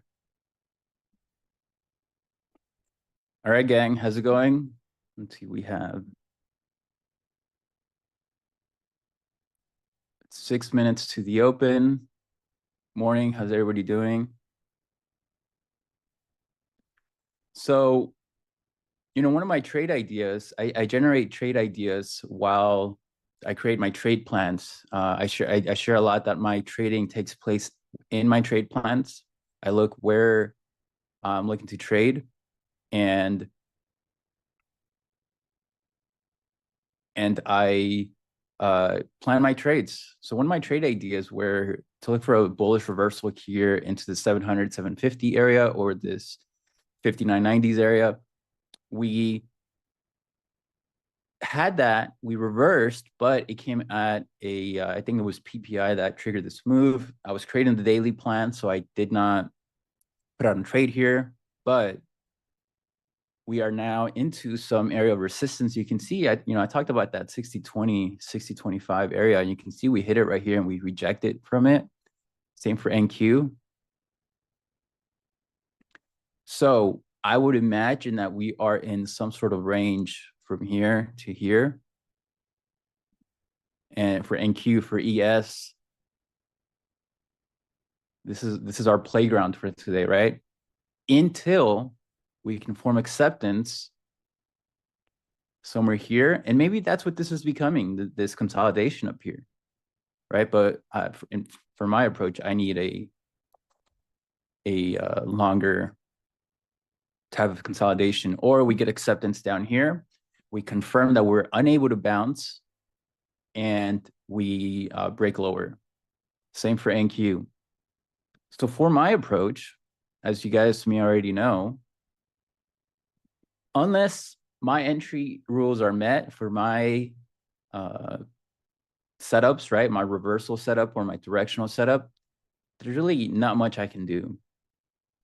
I want to, I'm big on location.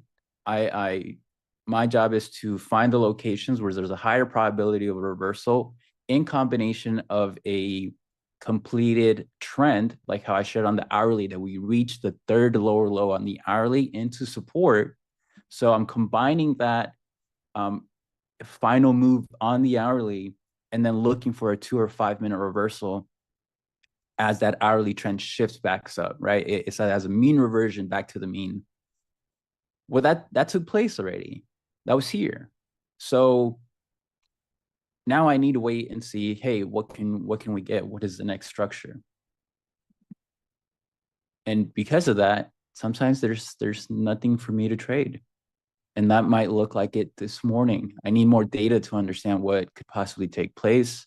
So far, we are getting rejected at resistance. We are, at the moment, confirming a range day.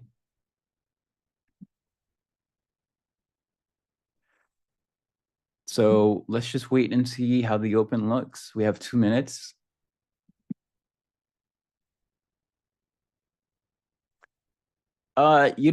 Shorting the top of this range is my aggressive side would say yes. My conservative side would say no, because we are still in a daily uptrend. And that just means that I'll miss a breakdown from the highs, right? If I am looking to align with the larger time frame, the a short at the highs, I'll probably miss that. And I'm okay with missing that, right? There's no FOMO. Well, actually look like we are possibly going to break lower here on the 5-minute.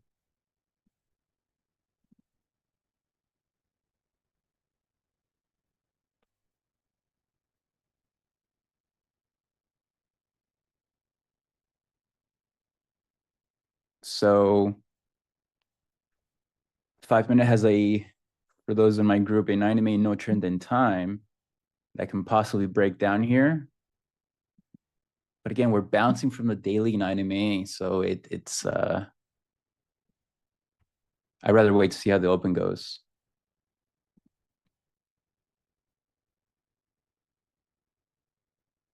Let's see, we have 30 seconds here.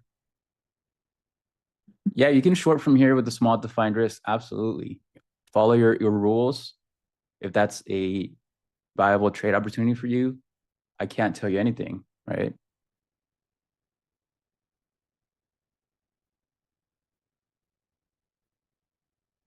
Hey, Ducks, good to see you here. Megan, good to see you.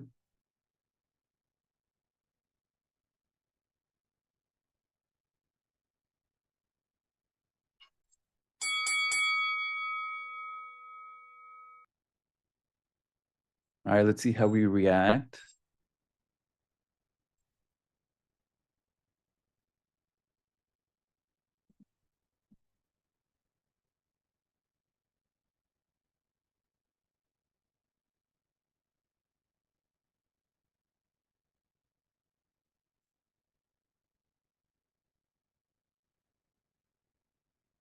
I think he's probably going to hear those alarms again today, but I got to keep them on. All right, so we're pushing out into resistance again. We might actually have follow through. Thank you for leaving your settings info open.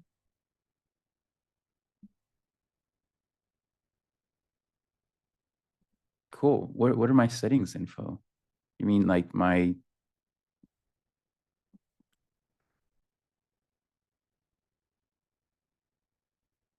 All right. Let's see if we can hold this potential breakout attempt. A little bit of divergence here. NQ is stronger.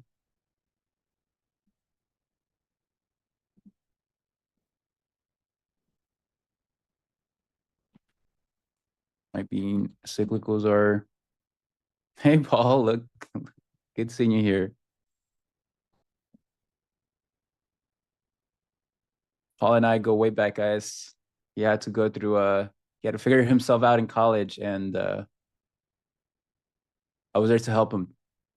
I was a guiding, a North Star, if you would say.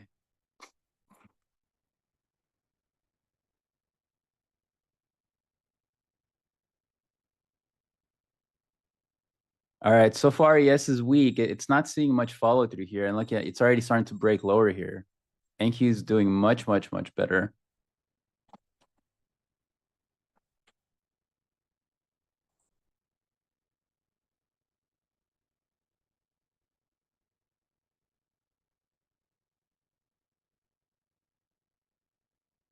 Hey, Ricardo. Hey, guys.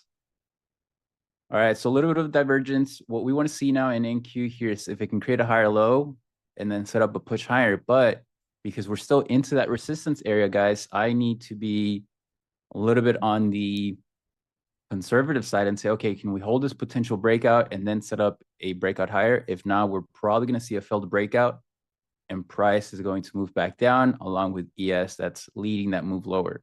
So we need to see who's going to win right now. Hey, Laura.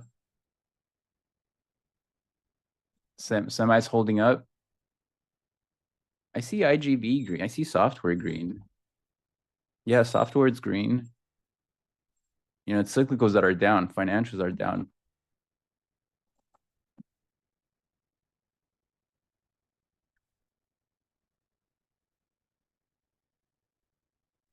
So it's just a wait and see mode for me this open, guys. We're at the top of this potential range. We need to form acceptance here. ES is still weak against that.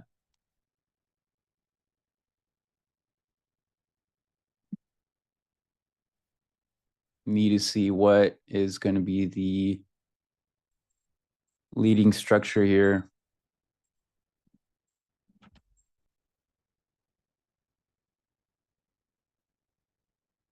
Growth names are a bit strong. So it is, the strength that we're seeing is on the tech side, but a mixed market at the moment.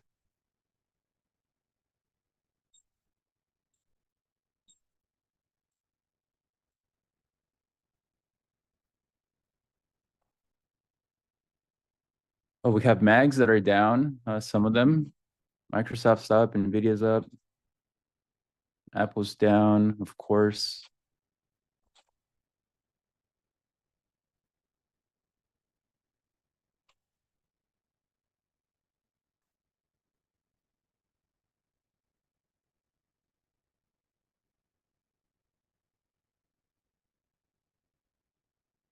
Just a wait and see for me at this moment, as we're still at the top of this potential range. I need acceptance up here, or else this can become a failed breakout.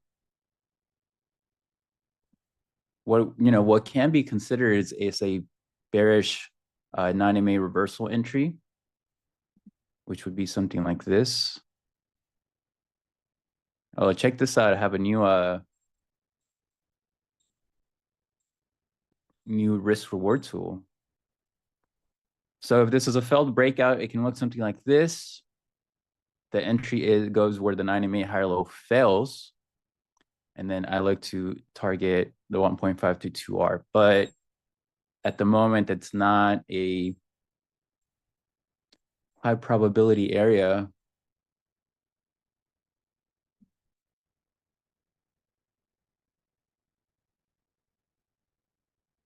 Hey, Ari?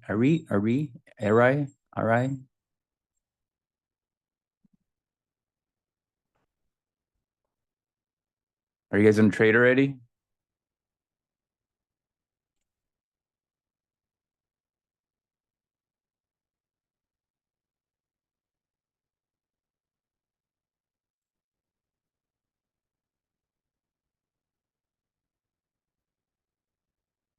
Yeah, this breakout could fail here.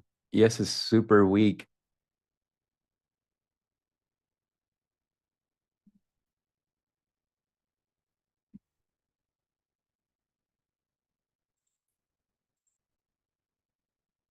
Let me attempt, let's see, TNQ half size.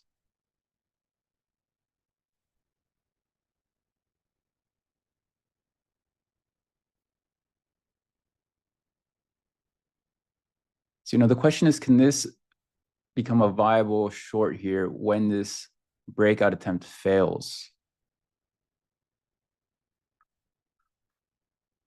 Let's see, if we fail to produce a bounce, then I'll consider if we fail to do this, I'll consider a short just because we are at the top of the range. But again, it's a little bit on the, something like this and then lower.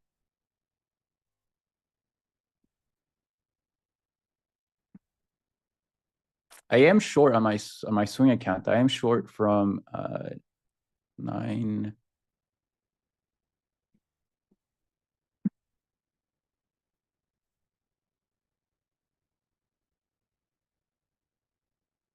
$9.43. I'm gonna try it.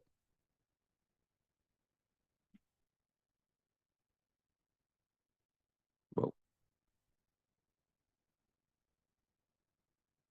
Although maybe I should be patient. It is the top of the range. I like it, but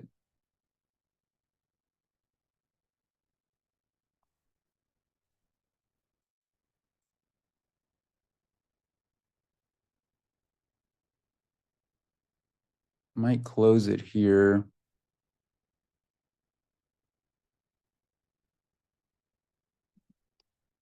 I'm gonna close it and wait and see how this bounce forms.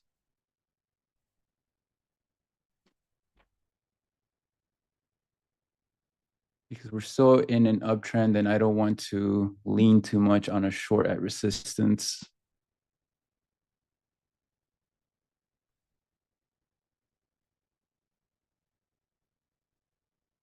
what I'll need up here is acceptance, but we don't have that yet. ES is still a little bit stuck.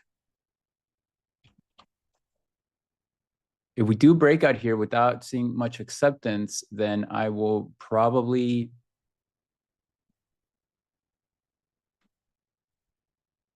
wait until we push up into the next resistance area.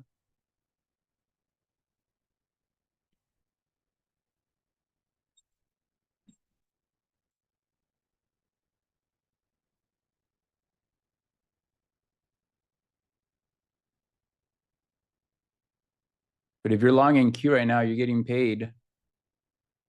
You're waiting for the 15-minute range. You're short popcorn. There's a divergence. I mean, technically there is. Yes, it's still stuck in this range here.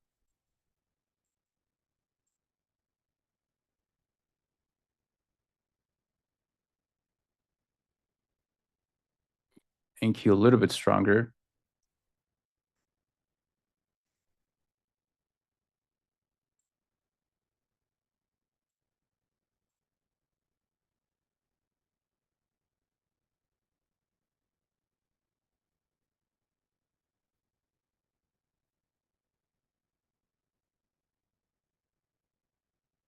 It's a mixed market at the moment.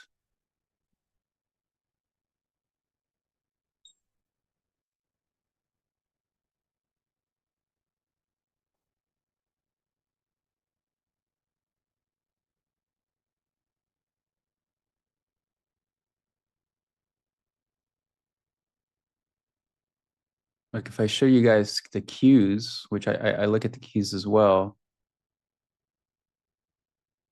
you can see we are in a range here as well from yesterday's action. So this is really the area that we need to break out of. SPY, a little bit of the same.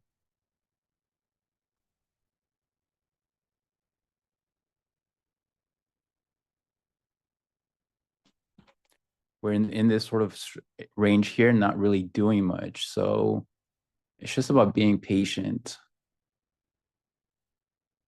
and seeing, can we truly form acceptance at, we're currently still in some sort of resistance here. Can we see acceptance here?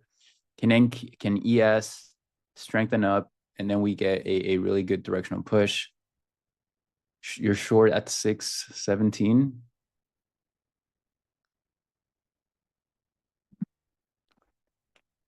Short from 912 and NQ makes sense. Hopefully you get paid.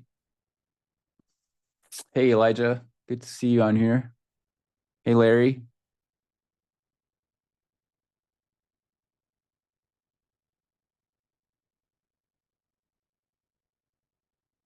I don't know that, Richard. You have to reach out to Ninja.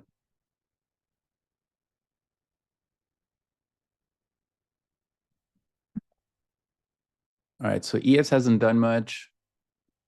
NQ is flirting with that resistance area, which it's really tough to look for a long there at the moment.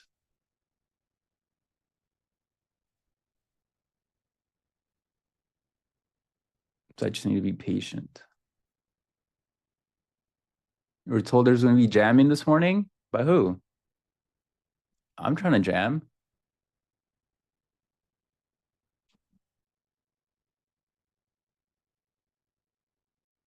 Do you ever add to your positions if they start going against you? I ask because that's something I struggle with. I add to my positions and end up taking losses. No, Jose. Oh, I know this Shake. We have Shake that loves Sabrina Carpenter. He has a whole playlist.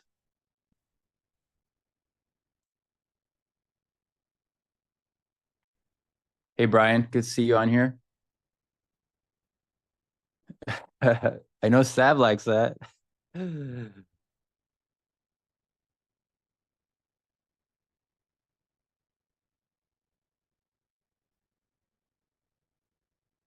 This is a double top. I don't know. We're breaking out.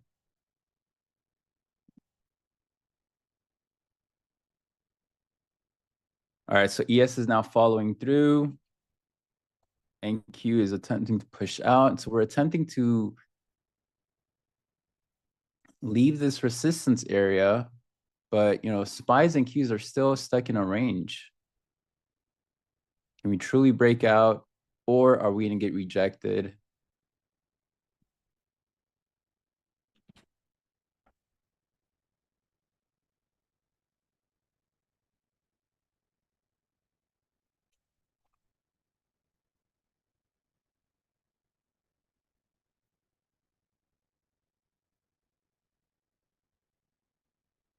So this is where ES is at. Let me just show you guys. We're into this resistance area, and here in red, you can see it's been a battleground the last few days. We're overbought on the 15-minute. It's just it's a tough area for me to get long on, which means I'm okay with missing a move. My entry would have my preferred entry would have been down here, but that's fine. We just have to wait. We now need to wait and see how the higher low is.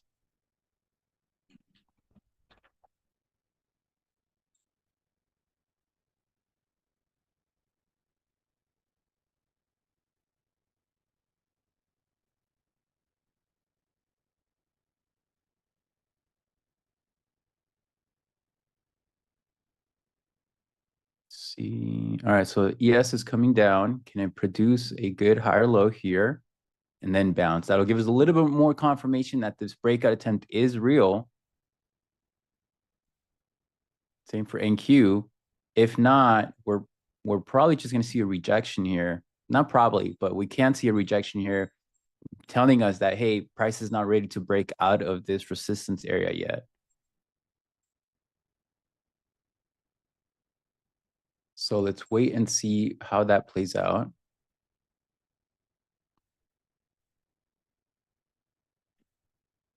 We haven't really done much. If you look at SPY here again, we're stuck in this range here. So my job is to be involved outside of this range. And at the moment, we're still in here. That's really, here's the Qs stuck in this range as well. So can we form, acceptance here and then break out higher? That would give me the structure that I need to execute and participate in this potential breakout move that we're seeing here. Until that happens, two things will take place.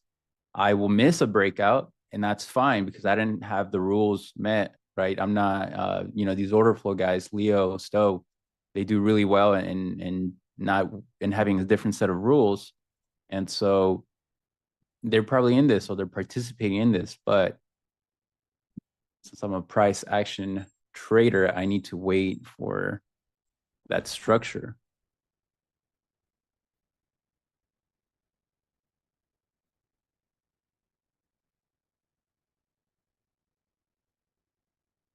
Oh, Jose, going back to your question, no, I don't add to my positions if they're going against me.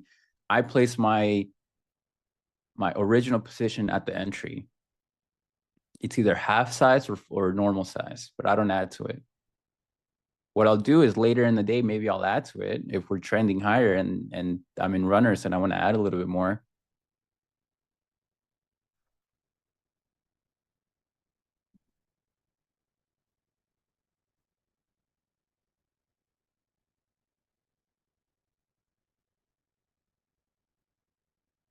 Let's see if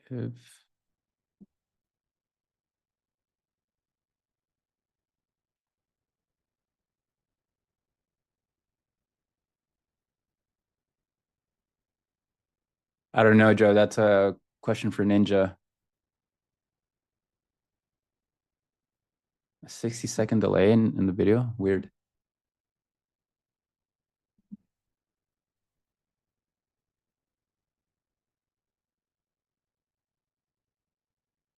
All right, so we continue to move higher. If you're long right now, you're getting paid. So congrats, guys.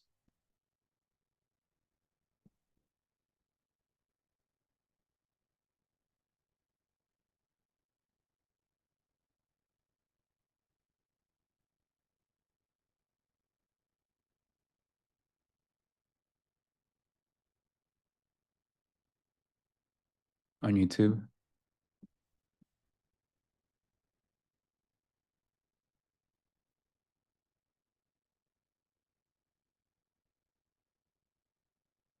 All right, so let's see how this can play out. Let's see if this can form. Oh, I don't want that. Some sort of consolidation here. NQ leading the move higher.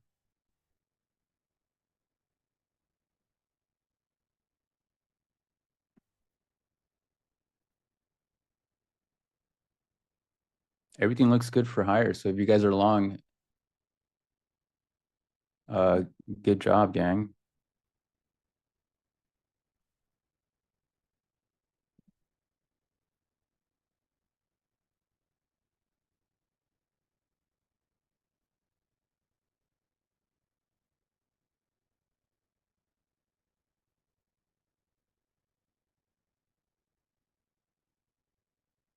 Hey, Ricardo.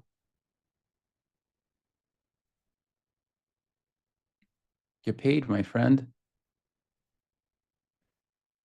All right, so the next zone, if you are long, you should be looking for 9/10. That's the next area of resistance for NQ.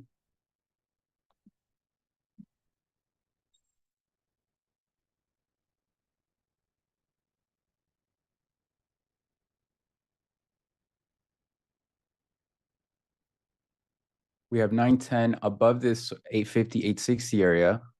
And for ES, we're still struggling here. It is a little bit weaker, but if we can truly hold this area, you guys remember my scenario two was acceptance of this, then we can set up a push into 60.43.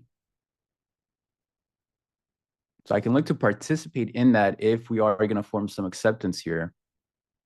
We need to see how this pullback looks.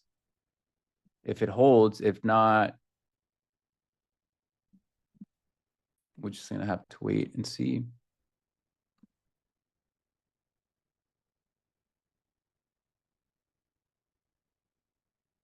But so far, a little bit of range action. I know we're seeing an uptrend, but everything else up here.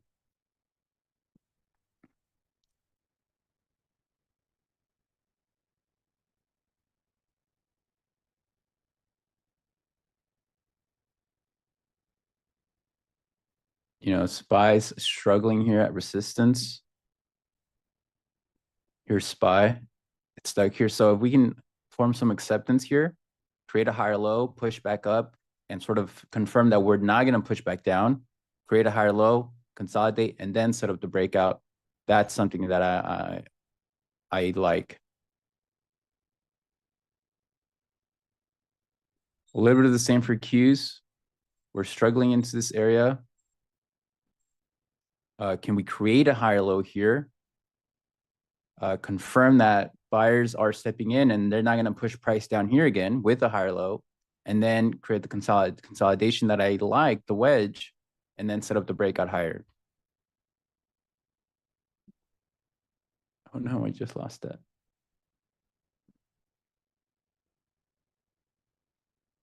So let's see if we can get that.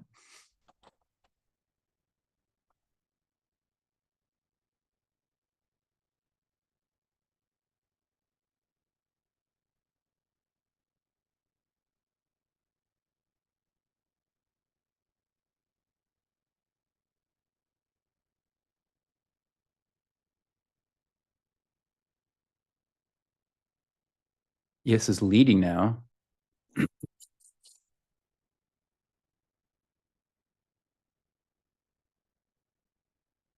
Pack says 60.35.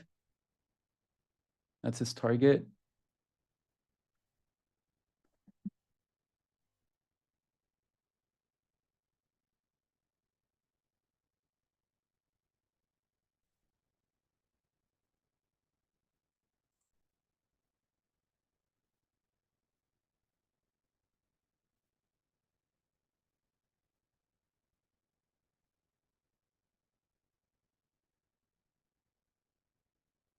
NQ running out of steam.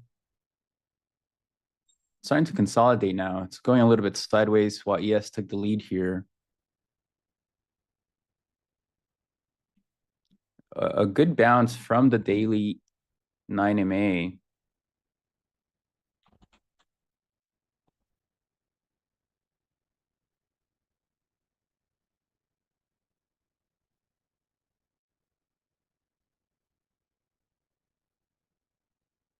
Oh, we get the hourly. Why don't I have that? Where is that?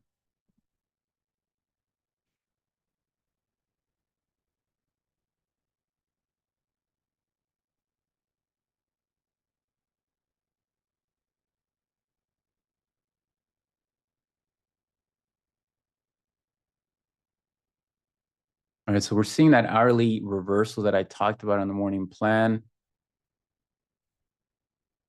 Now we need to see, can we hold this?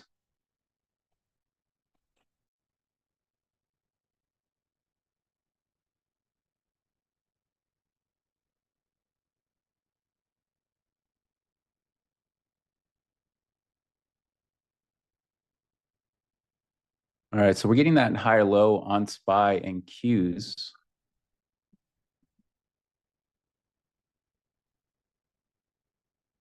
So I'm looking at Qs here to give me some sort of clarity here. If we can create a higher low,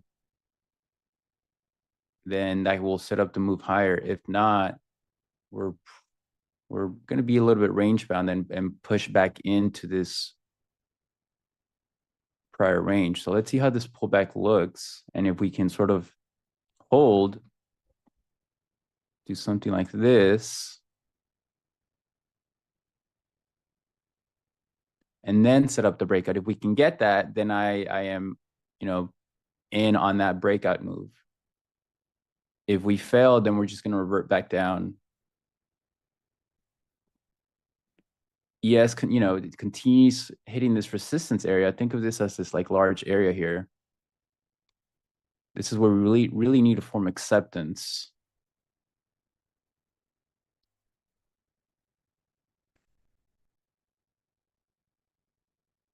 So let's see if this forms a little bit like this, and then I'll look to get long in Q.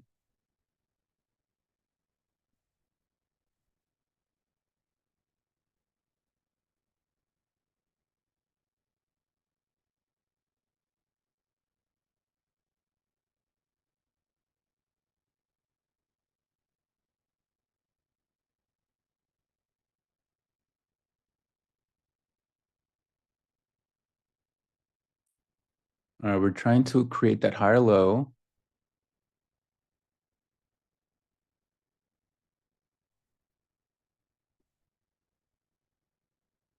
Here's Qs. Just stuck in this range. Higher high, can this be a higher low? Contract, create the setup, and then break out higher or lower, right? But I need that myself for my rules to be met and then execute. We have a 15-minute consolidation here on the Qs. So let's see which way this attempts to break.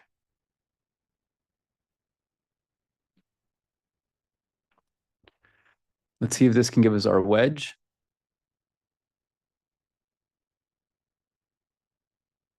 And then I'll look to trade that.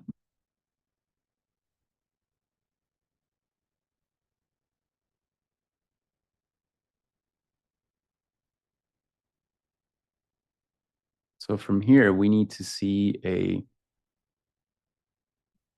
wedge for ES as well. And this is what creates that contraction as the trend is over. So the trend is ending here.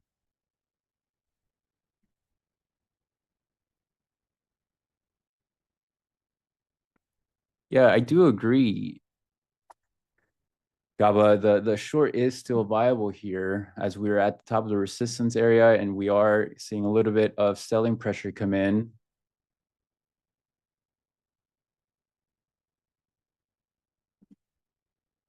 The question is, can we hold or not?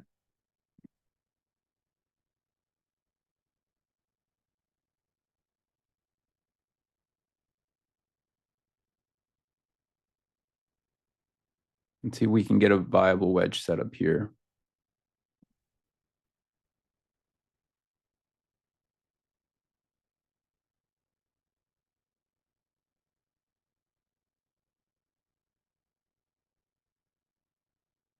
we should see a move here soon out of this contraction that we've been in.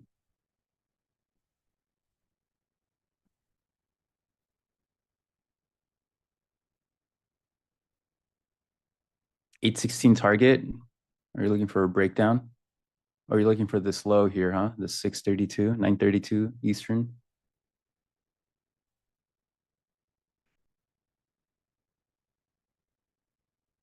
All right, so we're seeing a little bit of consolidation.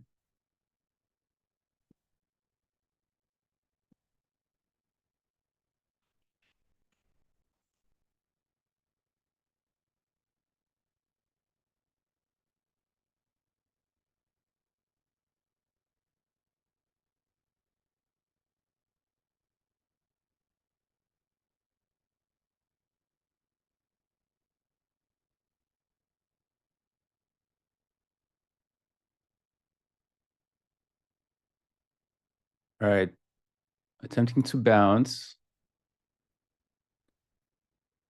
I need a lower high here to be made, and then a little bit of a deeper contraction, and then that'll set up the move.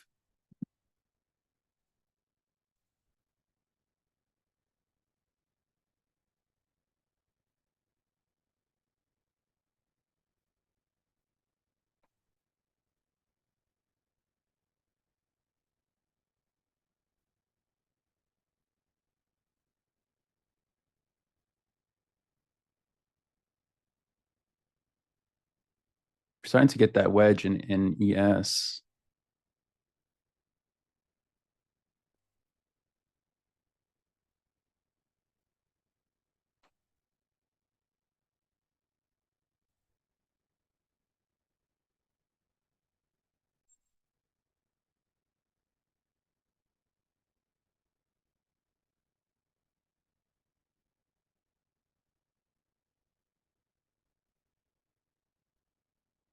All right, so the higher low is looking good.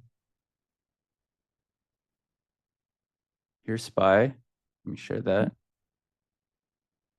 So we're starting to sort of consolidate here. If we can do a little bit more consolidation, create our wedge, this will set up the wedge structure, which we then look for a breakout or breakdown, higher or lower.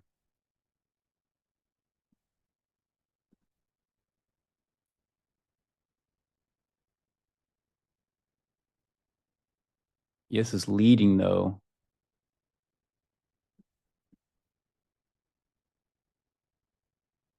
Do I get long ES or NQ?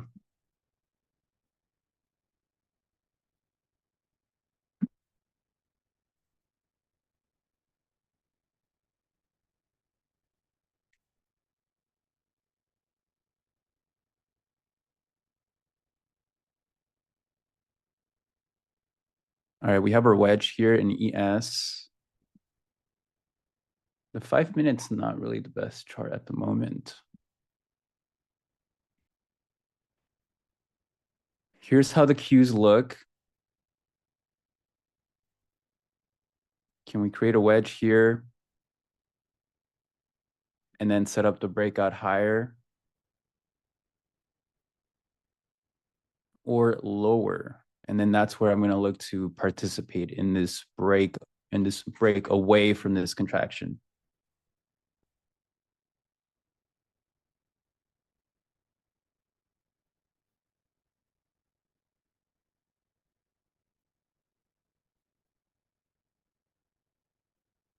A little bit of a divergence here. ES is stronger and NQ is weaker.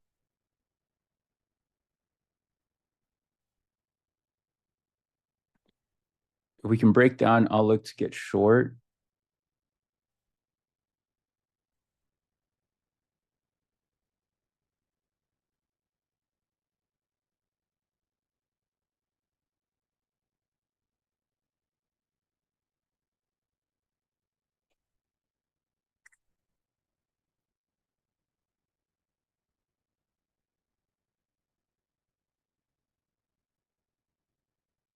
All right, I'm going to take a short here. My stop goes at these highs. And let's see if we can break down.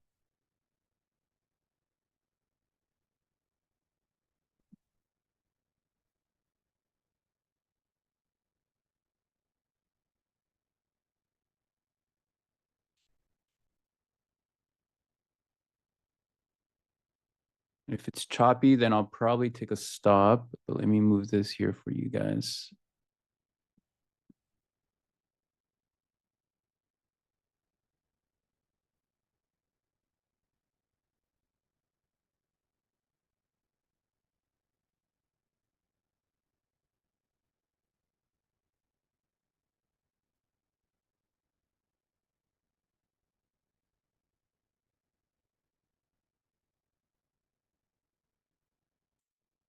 All right.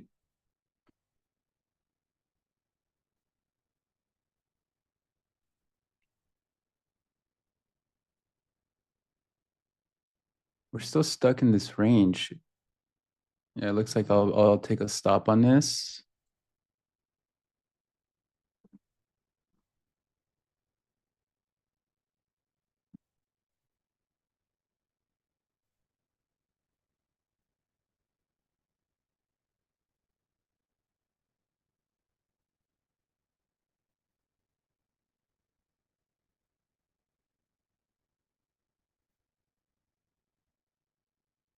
Here are the cues. Just not really doing anything. This is the 5 minute. This is the 2 minute here. This is the inverse 2 minute chart. This is sort of the wedge that we have on the 2 minute. So we're really waiting here to see, can we get a breakout? Can we get a breakdown?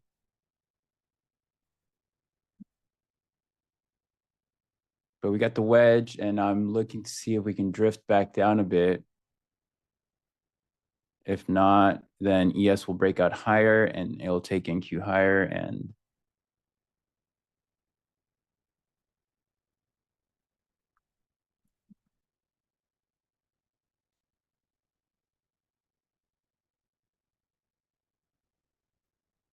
the name of the group is Paradigm Shift Trading. You can reach out on X or Twitter if you like more information.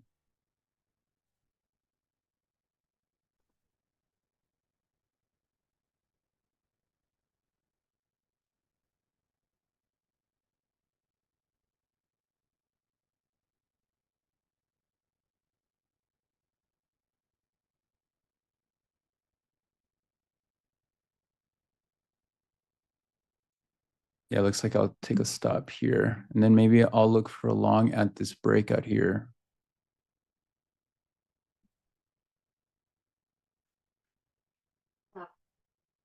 Oh, look at that. All right, so let me, if we can come down here, I'll look for a buy.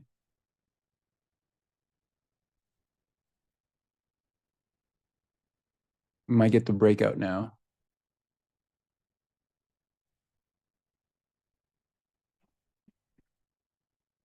Let me wait for how the higher low looks. If we can get a higher low here, then I'll look to participate in that.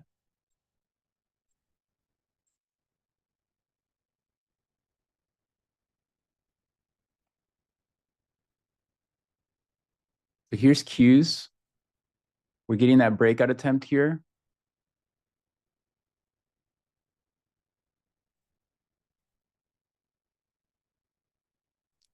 We have divergences up here. It's not the best tape. If we can create a higher low here and hold, then I'll look for a long.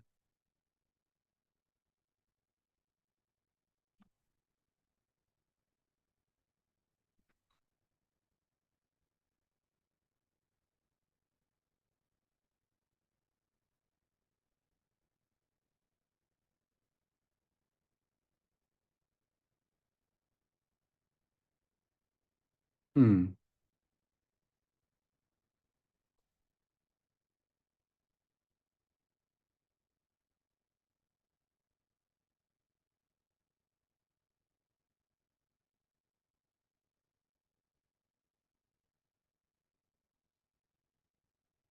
That's not, I wanted to move, I wanted to do a limit entry, but I don't like it. I wanted to do a limit entry here. I'm going to close this. Yeah, that's not what I wanted to do. I want to look for an entry to see if we can get a pullback.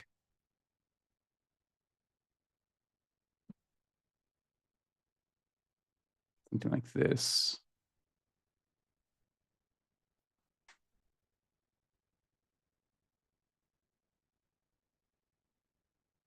If we can get a pullback to the 9 EMA, then I'll look to join. But if not, I might miss this move, which is odd because, you know, on the 15-minute, we are overbought.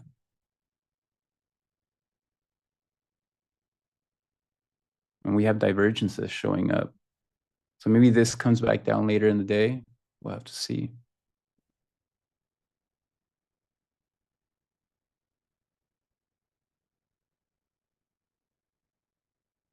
Oh, that was the breakup right there.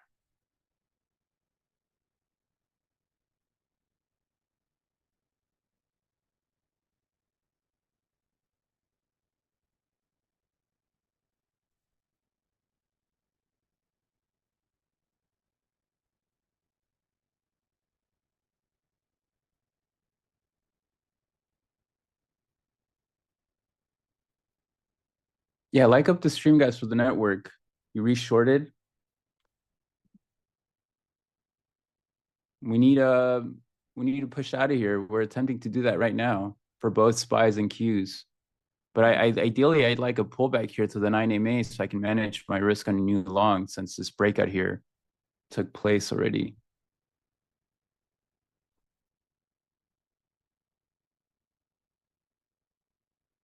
Ideally,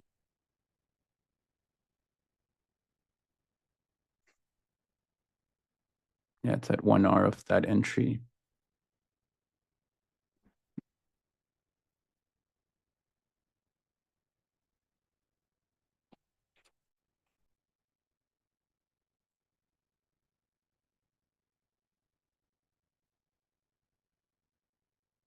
Q still in a choppy structure here.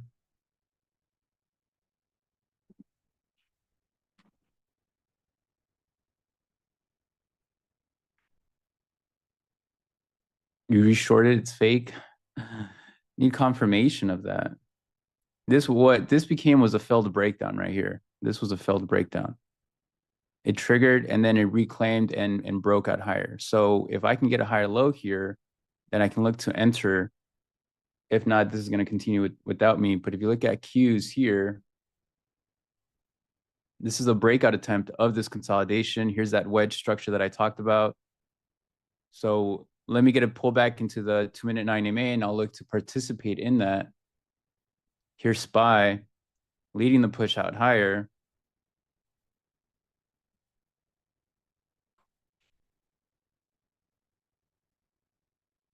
No pullback yet.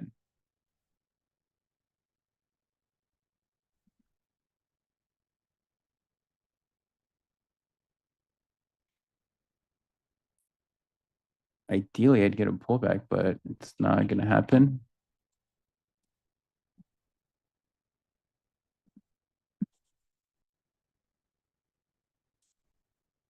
Let's see here. Well, look, if you're long ES from down here, hey, you got paid really well. So congrats.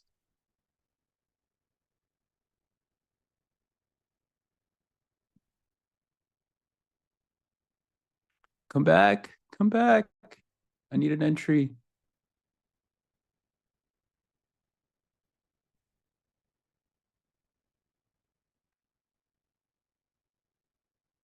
I really need a pullback. You would take the same trade again. It's you know, we're attempting a breakout here. It's tough to really get short. You went long when it popped back into the wedge. When was that? It hasn't gotten really seen a pullback.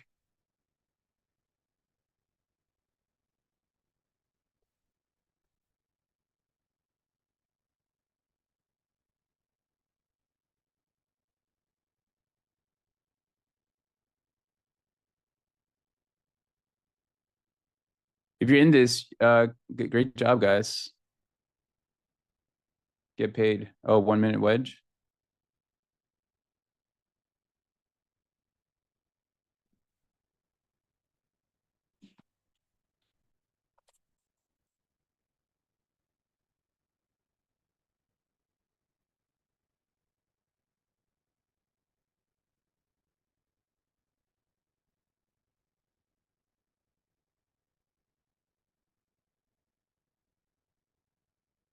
Oh, oh man.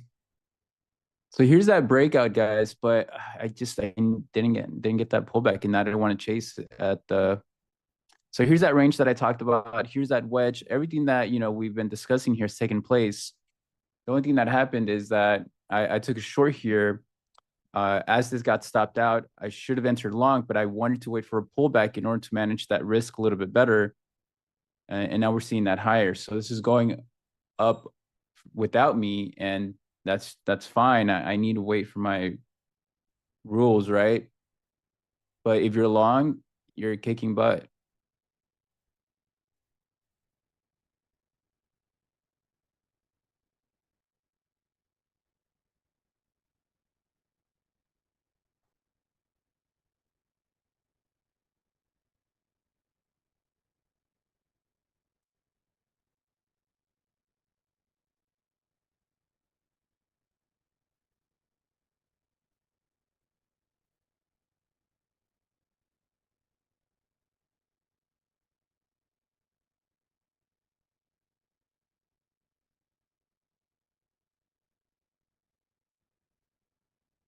All right.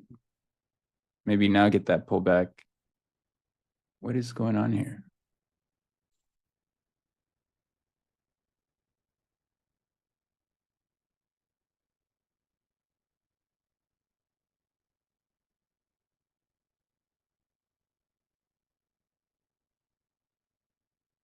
We're into 910.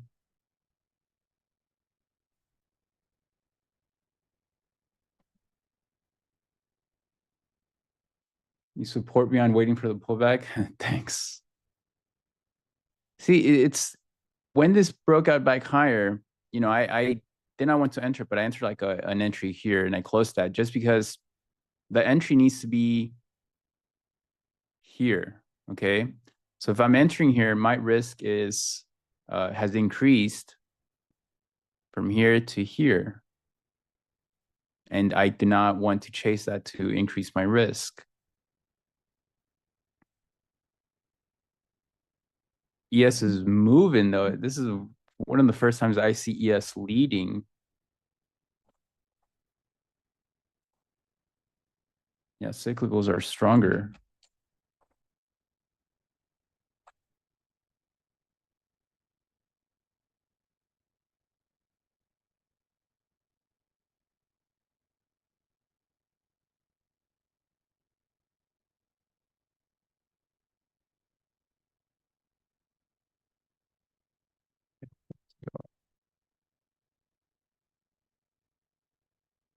Oh, crowd is blasting. I'm long crowd as well. All right, so this broke out. If you're a ES trader, look, this was your breakout. This is your contraction, your little wedge that took place right here, and then the breakout taking place. So fantastic job by you guys if you're long. This is NQ or Qs, I should say. Here was that wedge structure. Here's that breakout. Now that took place, but I did not want to enter a little bit after the breakout. So I missed this move here. And now I'm just gonna have to wait and see what takes place after.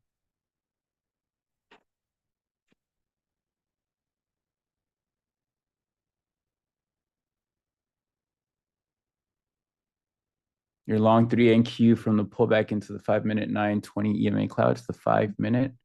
Oh, so you're long from 840s.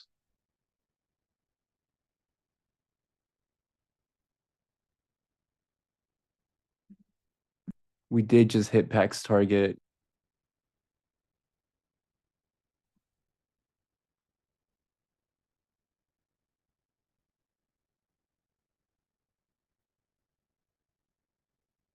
ES was so strong today.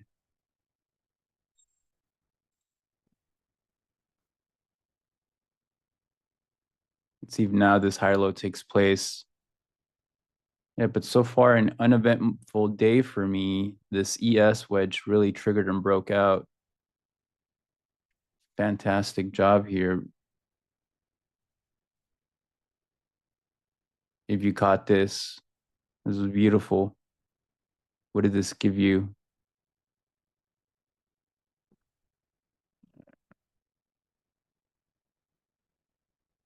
It's at 2R right now. If you caught this breakout in NQ, you are at 1.5R. So that's essentially the move that I wanted to capture, although I did not want to chase. And that will happen.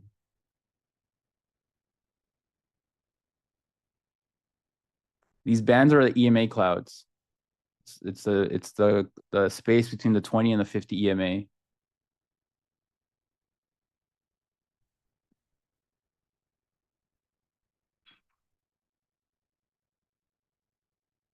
Yeah, long up from the opening range, you're getting paid.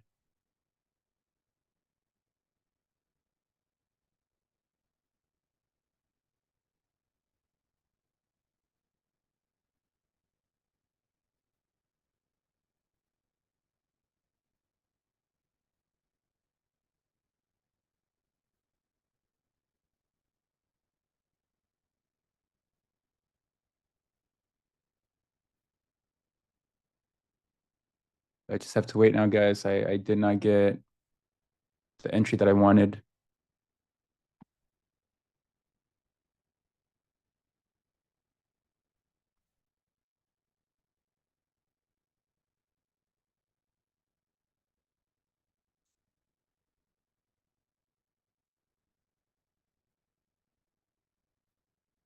Yeah, like Kilo says, nothing wrong with waiting for missing the move. Risk management is important.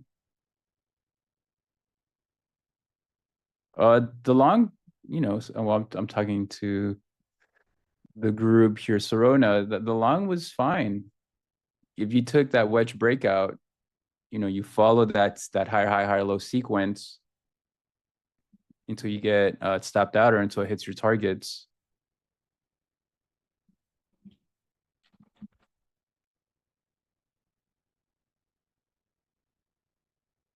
But so far, this is barely becoming the first high low here.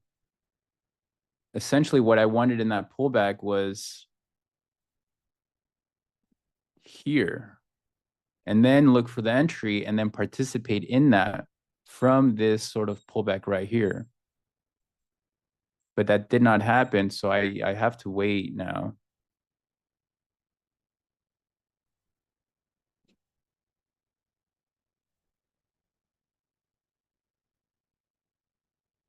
My aggressive side wants to short ES here, though. It's super extended.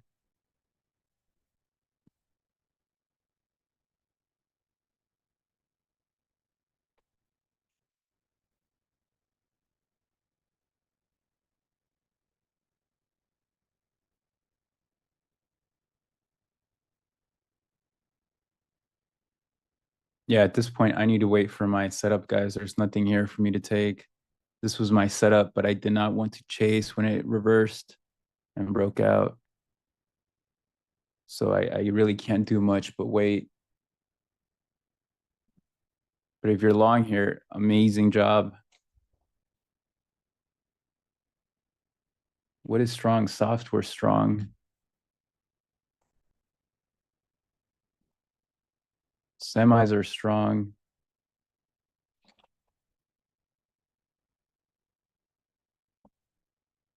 So you have software and semis and some, mega caps pushing higher.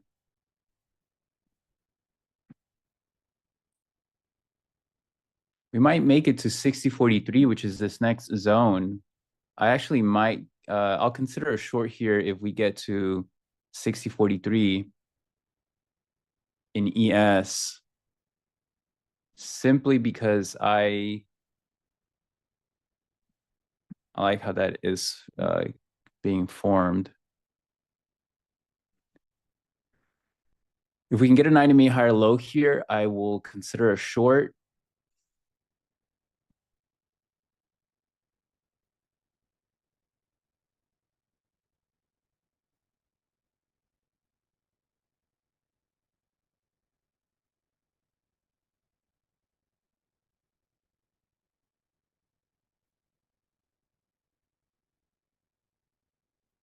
This was a perfect consolidation here. I'm kicking myself.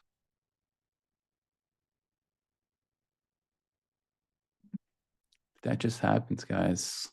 You just have to wait. You know, maybe in the afternoon there's another A+ opportunity. Guys, get some likes up for the network, the stream, help everybody out. Great guests they have here.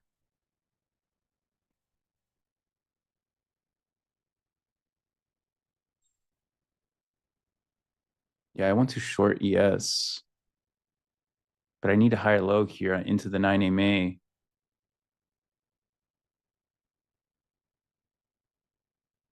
If we can get something like this,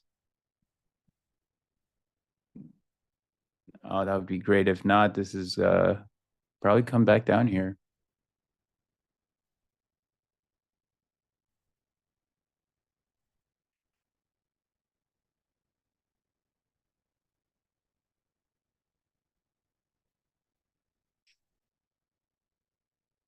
Something like that. So we have our first higher low. So this is the higher low that I was looking for when this was breaking out right here, but it's all the way up here. If you guys know a little bit of my style, I need my setups. This was a setup here. It triggered. I took a short. It failed, so I took a stop. What it should have done is had, you know, be ready for a breakout higher. If we took that, that is at that hit 2R.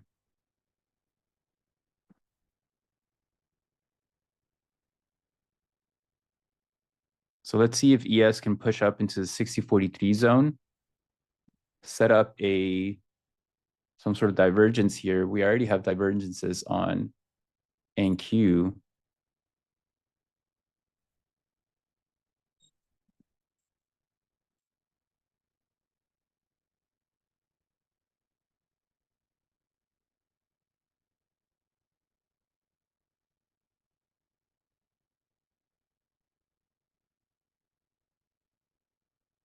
All right, let's see.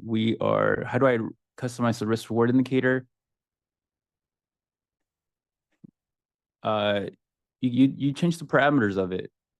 This is my default now, but you know, you mess around with this.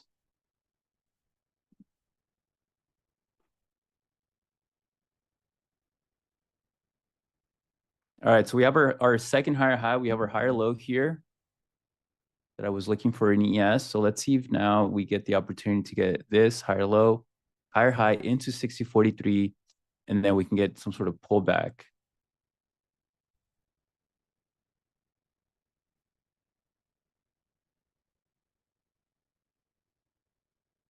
And then if that can take place, I'll look for a short in ES.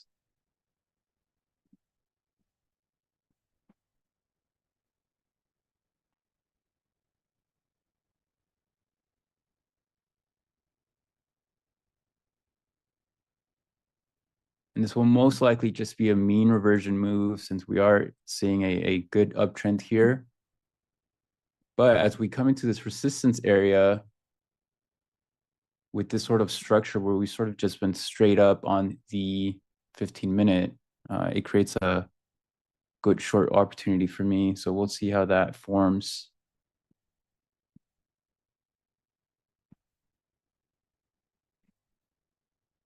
Not a bad place to take some partials if you're long, especially from the opening range. All right, guys, we have 300 likes. Fantastic. Thanks so much.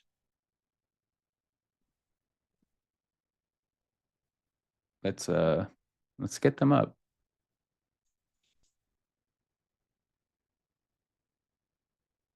All right, we have our higher low, our higher high.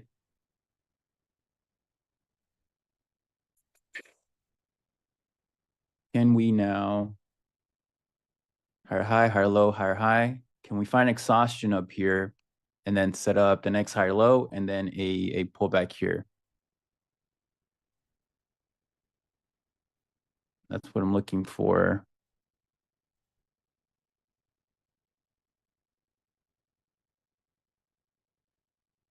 Let's see.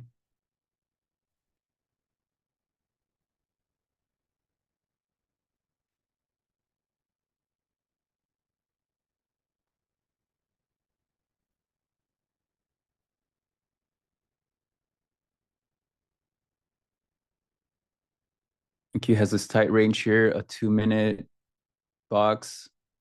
1, 2, 3, 4, 5, 6, 7, 8. This is a 9 MA no trend in time for you guys in the group.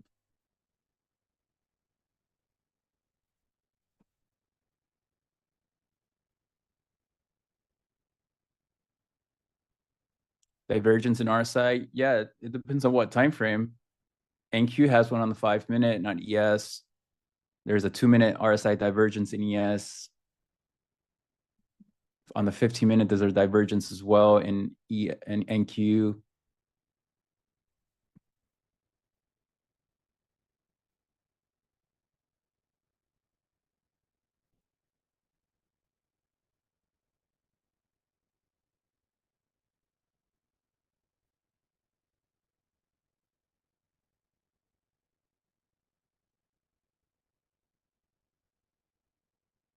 This might give you the next push up higher in NQ to what? To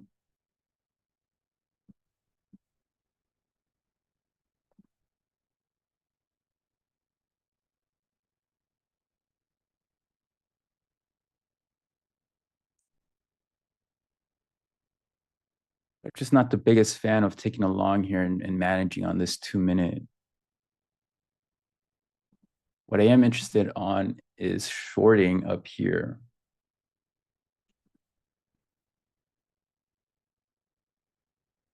What do you mean 20?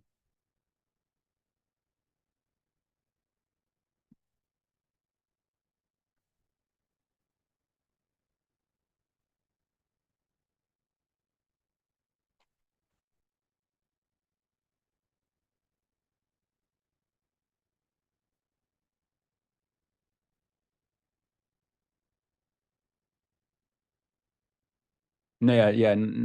No trend in time means this is a consolidation along the 9 MA where there's no trend versus what we were in prior. We were seeing this, right? This is a no trend through time, in time. And it's a setup that I look to trade, but not really on the 2-minute here that I have up, especially at these highs. We can't see a push out higher. So we have the energy here contracting here for a push up higher, but I like the idea of a short.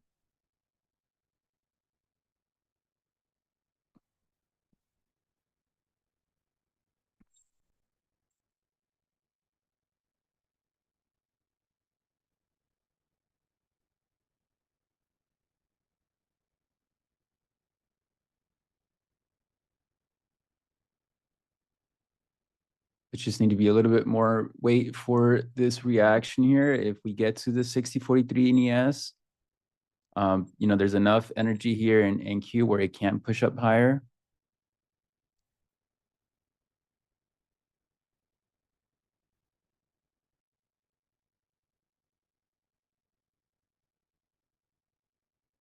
We are breaking below the 9 MA lower high, higher low here.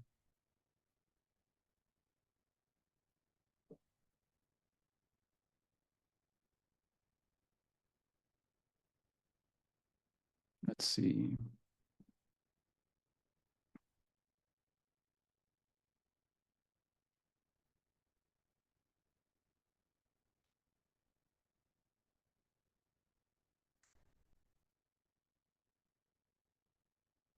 All right, this one's a little bit higher still.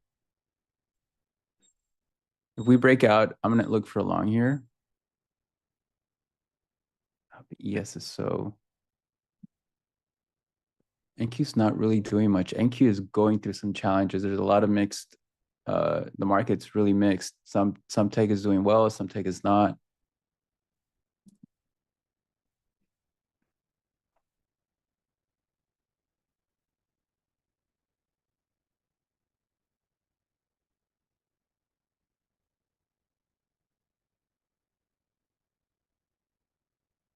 So this can potentially push out here. It's just it's not the ideal setup here that I want.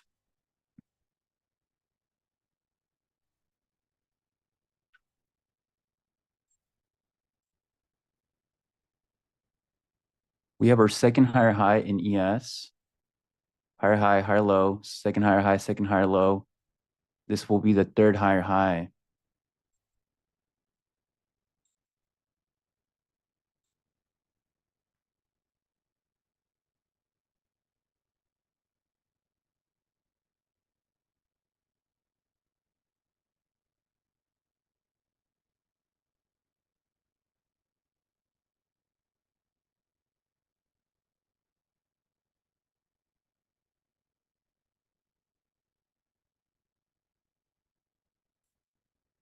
We'll wait to see which way it's going to wick to take out some stops. You know, this is close to coming to an end here into 60.43. NQ has been weaker. So I'm going to look to short if we can break here. Or we're actually getting our wedge.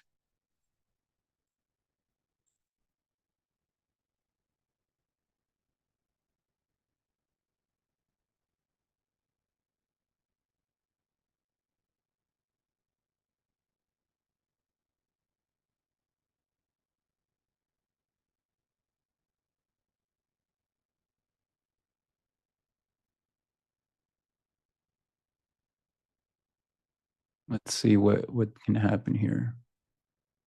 If we're able to break here, then there's a viable short, but at the moment, I'm in no rush. All right, so this is our next wedge setup. You guys know I love trading wedges. So let's see what we get out of this.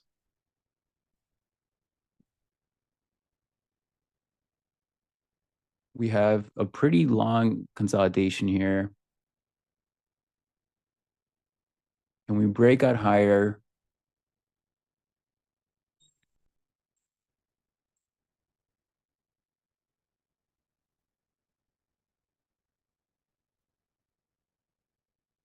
Okay, let me get long this. As it attempts to break out.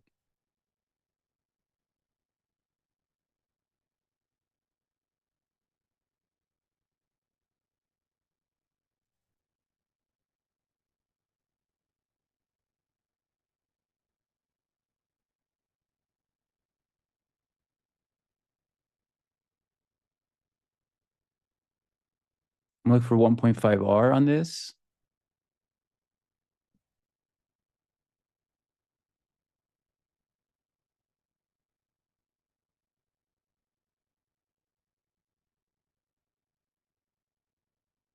Let's see if I can get filled.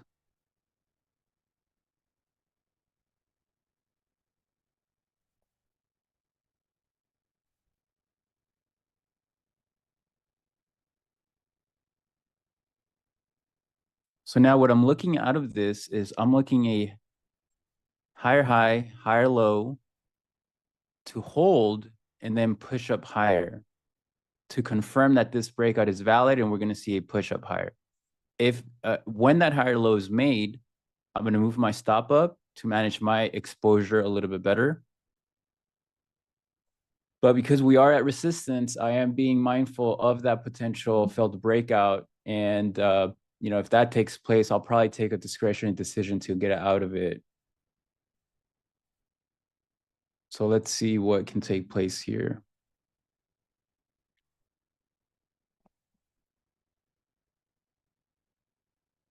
If we get to back to 1R, I'm going to look to exit half. And that way I can sort of have like a scratch trade break, you know, if it does stop me out.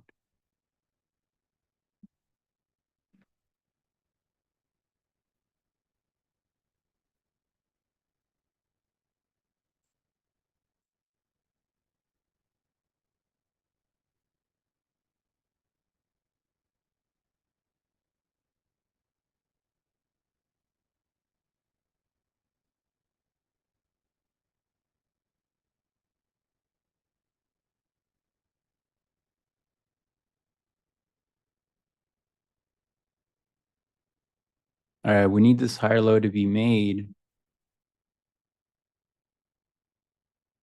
and hold and then push back up.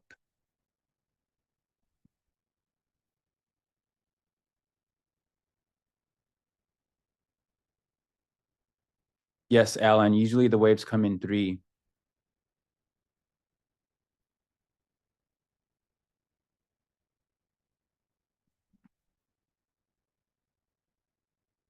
Well, sure, 3. I would say 2. 2 higher highs, two lower lows, and then the trend is typically over. And then into that third climax top, can we sort of come to an end?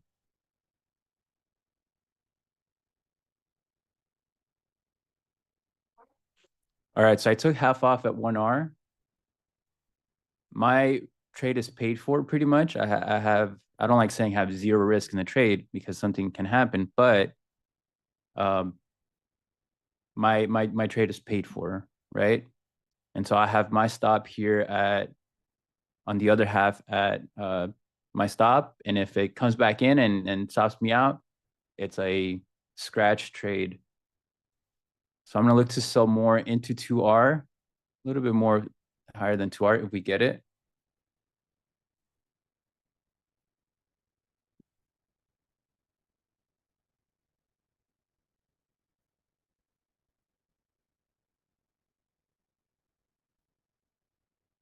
What's the RR drawing tool? It's a risk reward tool that NinjaTrader made for me.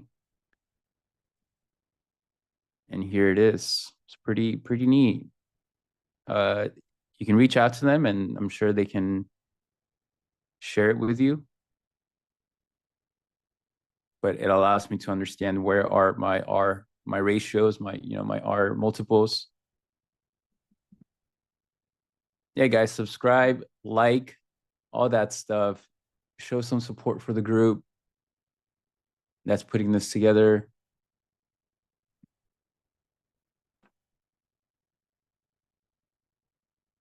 Let's see if we can push out into the 2R area.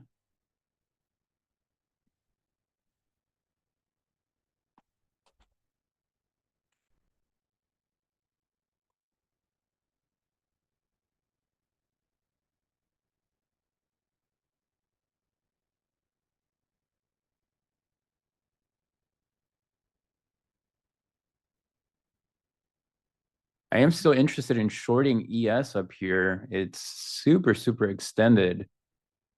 I mean, I know everything can be extended, but as we come into this resistance area at 60.43,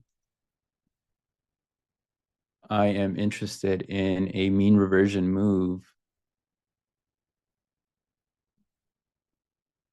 that can take place here.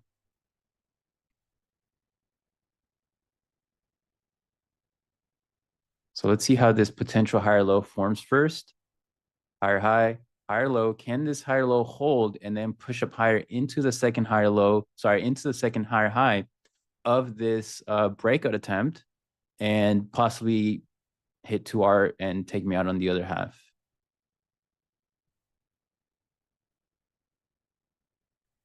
But as ES comes into resistance, I am mindful of that potential reversion back down that we can experience. Let's just wait and see what takes place here.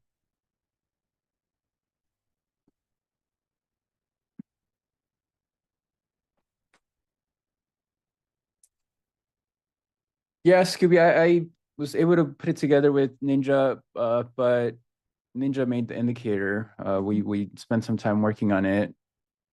Well, I will say that I did customize this. This is not how it originally looks. I did make it like this. This is my format here, but you can reach out to them and I'm sure they'll make this available.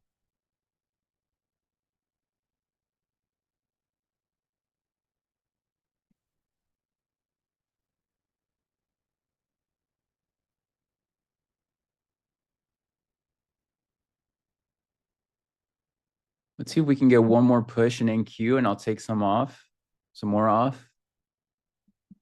If not, that may be it. But, one of the things that you can see here is that my process remained the same. I was looking for a wedge setup here, and that took place. I took a short, being that we were still at resistance and we had not confirmed much. This ended up being a failed breakdown here, so I took a stop.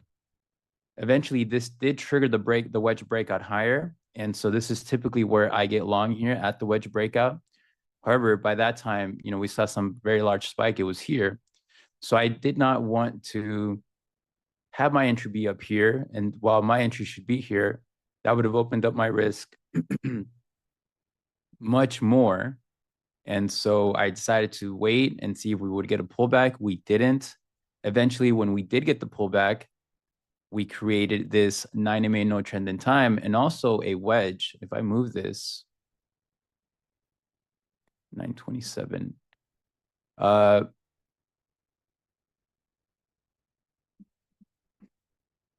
If I move this, can I move it all? I can't. Well, you can see the wedge here, right? In blue. Let me show the 2-minute over here.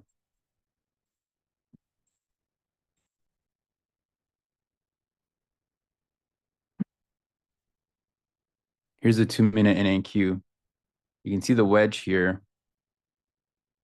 So that's my go-to setup for a directional push. So I got long on the break. I took half off at 1R, and I'm looking to see if there's a continuation higher.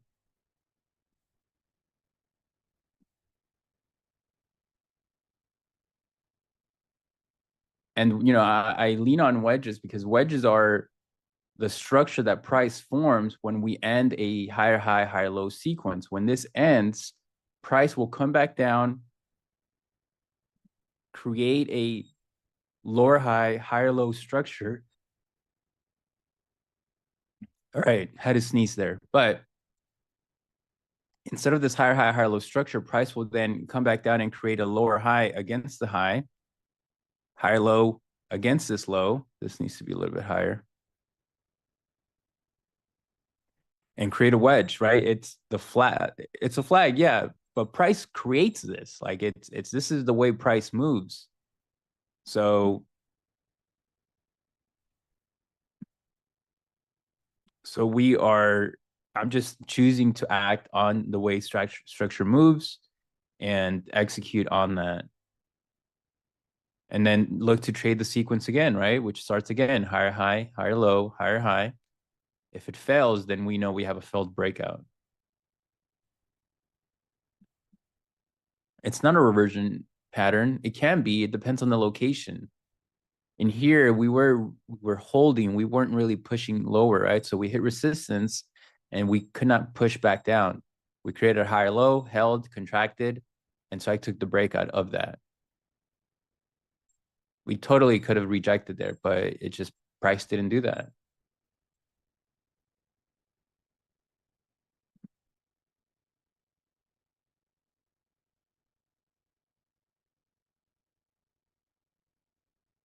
What do you mean, Rizoa? Oh, for the risk reward tool? I don't know their exact email for who you can reach, but I'm sure Ninja can type it in there. Hey, Stowe.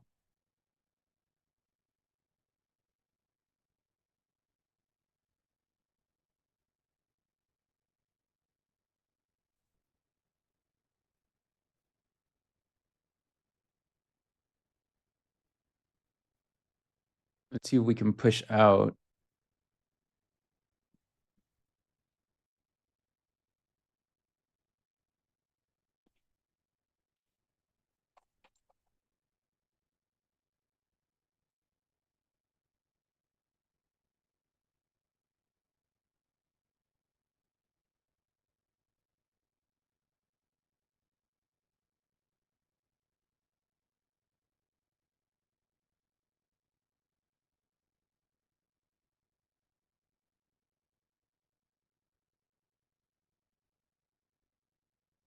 Yeah, we have a lot of names bouncing now. Oh, Nvidia is at highs. Wow.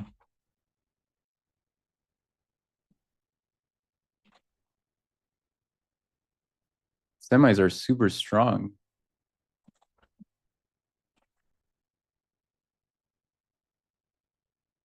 Good to see. All right, hopefully we can get to 2R here so I can get filled out on the rest. If not, I will see if it comes back down.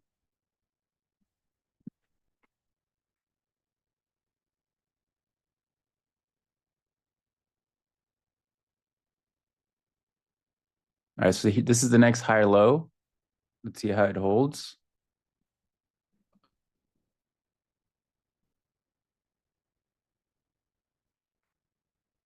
I'm going to move my stop up just based on how extended we are. I'm going to move my stop up under this. Once this can do this, and push up higher. So that will confirm that the higher low is made, and then that will allow me to move my stop up, or actually move my stop there now.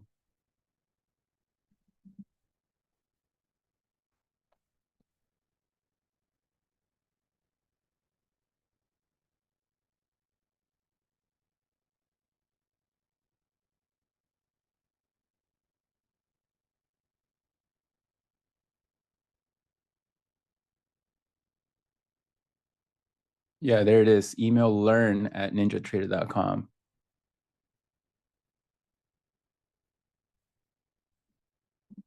What is the resistance at 60.43? It's an hourly zone that I have.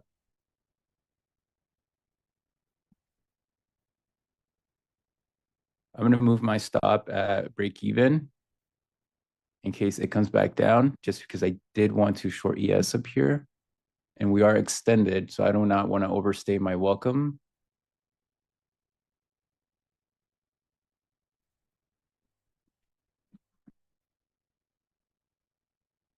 Because this is starting to fail.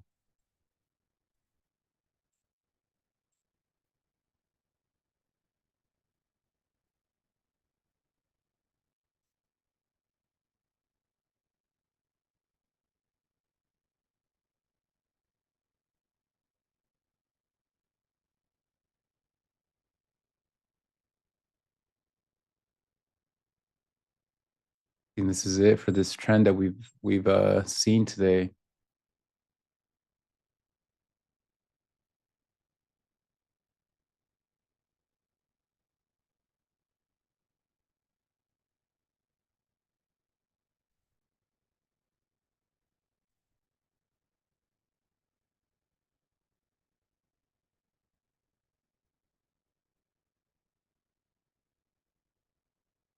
Probably get stopped out here at break even on the rest, and that will probably call it for me.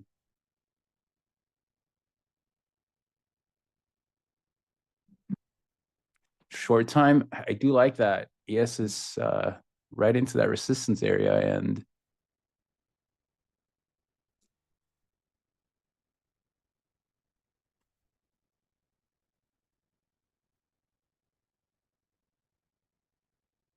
we'll see. This probably ends here. I'll probably get on my aggressive side after the stream. Hey, Nick. Hey, Stowe. All right, so we're getting that higher low bounce here. I'm going to move my stop right under, and it'll lock me in with some few points on this long here.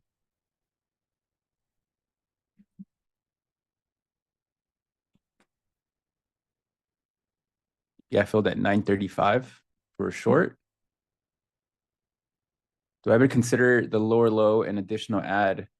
In an uptrend, do you mean a higher low, like that pullback? Yes. And this is where I was looking for that higher low here, remember? Essentially, this could be an add. If you took the breakout, you buy this pullback as an add, and you continue higher. If not, then you wait for a consolidation like this wedge structure, to then help you add.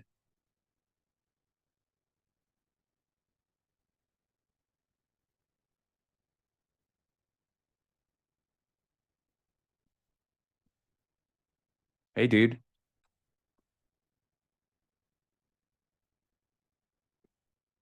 ES looks to be done, though.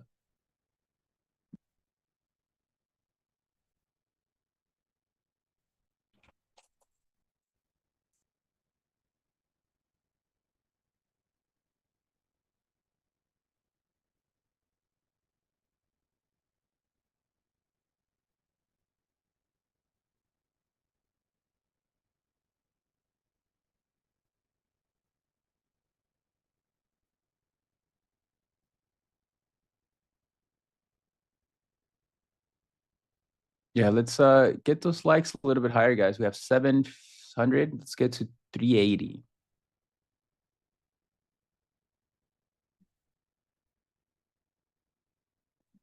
All right, so I'm gonna move my stop up a little bit more, right under this higher low here. That is roughly 3 points above my entry. If I get stopped out, it is, but if not, I'll look to take more off here at 2R if we can push up higher, but I'm not really holding my breath just because of how extended this trend is. And we're struggling up here. Yes, finally slow down.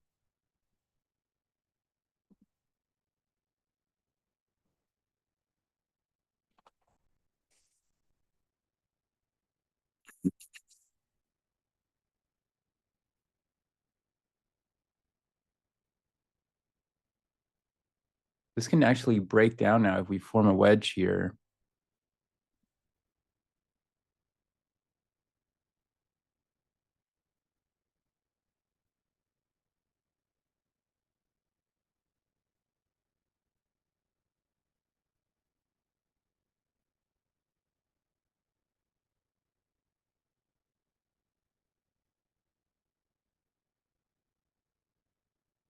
Let's see what takes place. Thanks, Adam.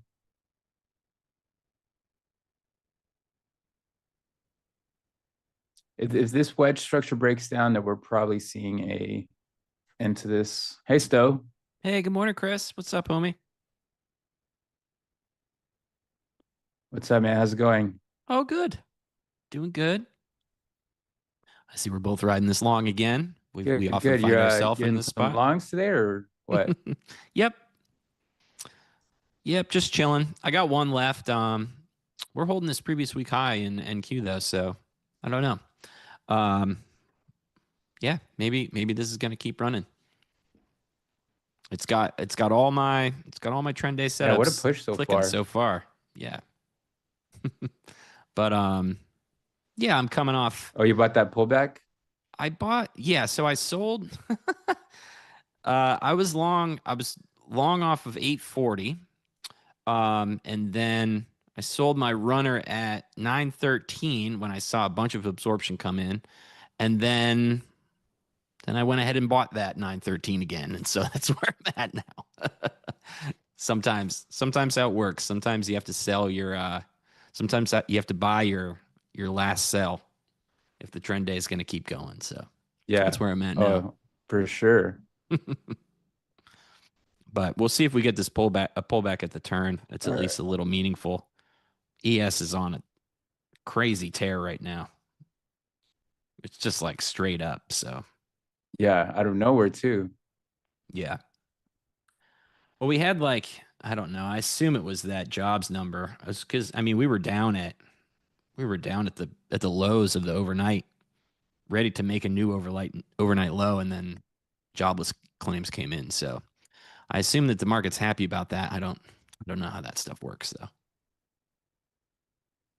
You know me. I'm just We trading. have a lot of tech. I swing trade, so I look a lot of individual names, and technology's loving this.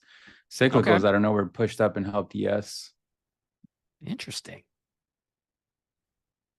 Maybe today's a good day to open a Dow chart and But see all if right, my friend. we're all partying. But yeah, good A job, Dow buddy. chart? I've never looked at that. Yeah, so I like to look at the Dow and NQ if they're doing the same thing. Typically ES is also going to be Really? in line. Yeah. So since the Dow and the Nasdaq are well, not so much anymore, but they're pretty opposite indices, right? So if they're both aligned, that could be like a broader market rally. That's it's like my poor man's breadth, I guess. Quick glance at the Dow chart and then you're good. I agree. But yeah, well, great job today, buddy. All right, my guy. Thanks. You too. All right. I'll see you. You have a good weekend. Enjoy your trading sesh. Sweet. And Thank you, my friend. Talk next week. Okay. Sounds good.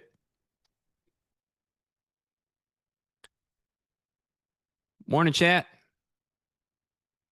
Good morning. Yeah, thank you. Thank you to Chris. Chris always does a great job breaking that stuff down. I mean, that breakout entry was great.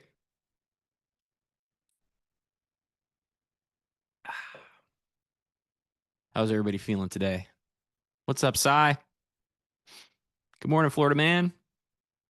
Morning, Elijah. Good morning, good morning, good morning. That's good.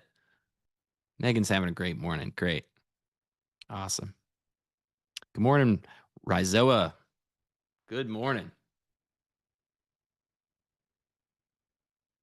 Yeah, pretty cool day. It's been a fun morning coming off my retail therapy session with Jared Tendler yesterday. Did any of you guys happen to watch that? Did anybody in the chat tune in at 4 yesterday for that thing? Oh, great. Ryan did. Awesome. Oh, thanks. Omni saw it too. Cool, cool. Yeah, that was cool, right? It's wild, as much like self-analysis as I feel like I do with myself all the time. It was really, really cool to be able to like dig in and have somebody else be like, are you sure about that? It's basically what he did.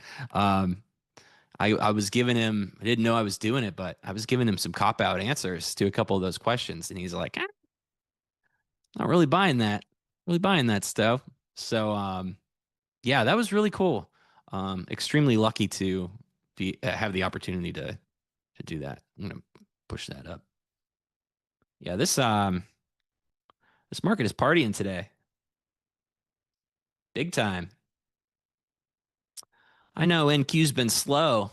I know that everybody has been pushing towards, I guess, gold and oil. But sometimes you just gotta wait. Sometimes you just gotta chill for a little bit. She speeds back up. NQ never leave you behind. It's quite the push on that turn.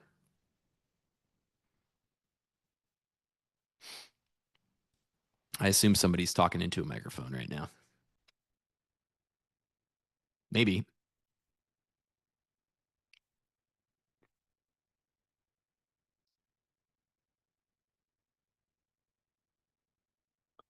Art. Don't dig a hole for yourself, homie. That's not good.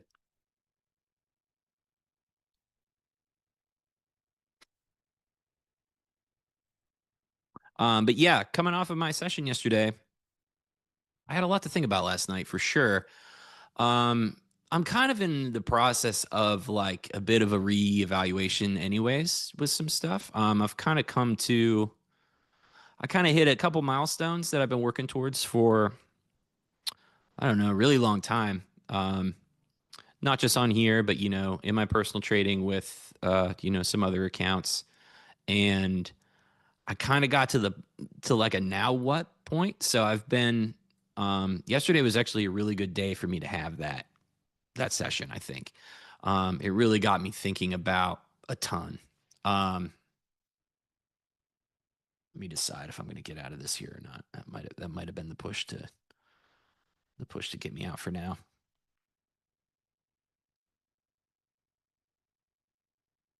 Yeah, we'll chill. Let's see where this pulled back to. All right, we'll keep trailing. Yeah, it's weird. Whenever you hit a new milestone or feel like you got somewhere, because trading is kind of a job where you work for yourself and you're alone. You're also responsible for making your own, like, now you have to make a new plan for yourself. Now you have to move your own goalpost, and you have to do that responsibly. But also, I don't know, some of that conversation I had with Jared yesterday, I took away like, maybe I don't need to be as careful when I'm having these, drawdowns. Like maybe it's not, I should be able to solve that quicker and not have to, size down as much, not have to mentally reset as much each time. And, he might be right. Like if I'm dulling my edge by, overthinking that stuff, that's really possible. So I came into today really fresh and really, aside from feeling like garbage with this stupid stupid tick brain. Yeah, I kind of had a new lease today on a lot of stuff. So I don't know. I'm going to keep thinking about it.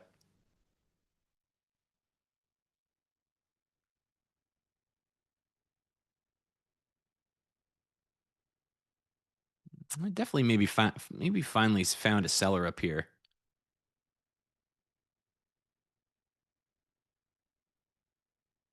$13.25. Yeah, we'll hold on to it. Hey Tracy, good morning. Who's making the market do this stuff? Is it Besant? Besant? I'm not sure how to say that. Oh, Besant is testifying. Thank you, JD Florida man. Testify like the Rage song or like in front of Congress?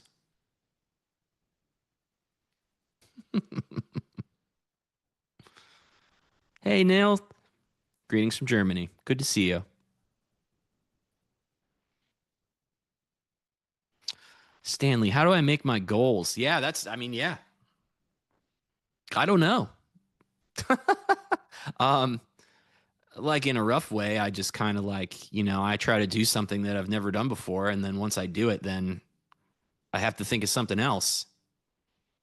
So now I'm kind of at the something else part, which is a tricky place to be. I'm going to take my 50 points on this too. Just doing this is shifted. If this is a pullback for ants, that's fine. But I'm not trying to leave 50 points on the table. That's still a rule that I'm keeping. So. Yeah, I don't. It's Besant, Loon. Are you serious? So croissant. It's Besant?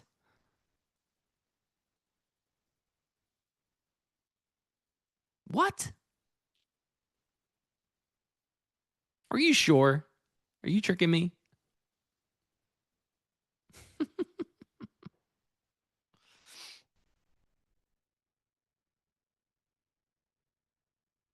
Besant. Besant? He's tricking you. Okay. Besant. Besant. The chat can, honestly, you guys can barely be trusted at this point.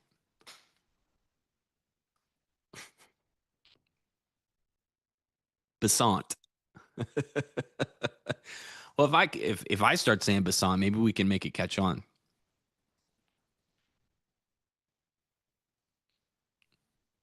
I don't know if I have a French accent. Besant. Besant. Hey, Nick. Morning, bud. Boss ant. Nah, where I'm from in America, it's you got the hard A's, the Besant.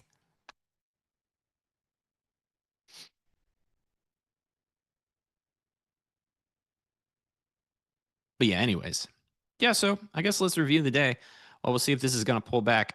We've got two sets. We have one confirmed set of single prints here, which is really good.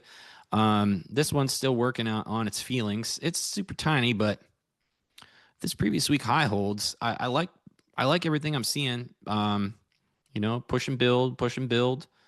Now we're pushing and building this. It's looking trendy. I'd like to buy, somewhere down in here. Test this LVN again. Yeah, we'll see. We'll see how Europe wants to close. But I've got a ton of points in the bank already, so I'm not trying to get too crazy. I'll pull this over here. We're up. Yeah, we're up 315 points already on the day. So that starts to get to my okay. Let's think about protecting that. How much more edge do I have here? Not trying to force my opinion on the market, taking all my notes from Jared yesterday. Yeah, I'll talk a little bit more about that too. But yeah, let's go back. Do our thing. This was actually kind of interesting. So Europe Open becomes a pretty big downside pivot. Yeah, all night. this looks gross. When I opened the when I looked at the chart when I woke up, I was like, oh boy, okay. But then, I guess this jobs number was good or bad. I don't know, whatever made the market like it. Market clearly liked it. And then we opened above, we kind of opened right below that pivot spot, this 840 area that was the Europe opening range. And yeah, we just held it. So, I just leaned on it. Yeah, this last ad of the 5-minute OR mid. Thank you, Leo, for your trade as always. I scaled, took my last runner here when I saw this this big bit of absorption. But then it got we broke through it, so I was like, all right, now I'll buy it again. Scale. And then I took my last runner there at 50 points. So that's a good day. That's a great day for me. Instead of, so one thing I'm going to do for sure based on the Jared conversation is the thing that's really stuck with me the most is I need to work harder at finding opportunities in the day, not to make points necessarily, but to make progress in my process. If I can find a way to make my process better throughout the day, that's what I need to be focused on.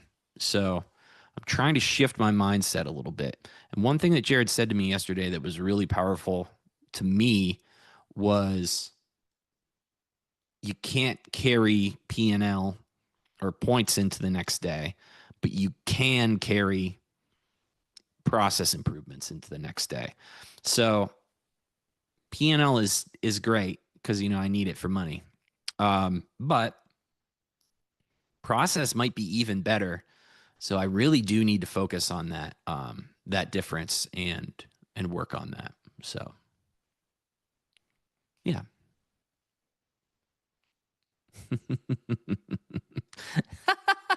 You're welcome, Shab. You're welcome.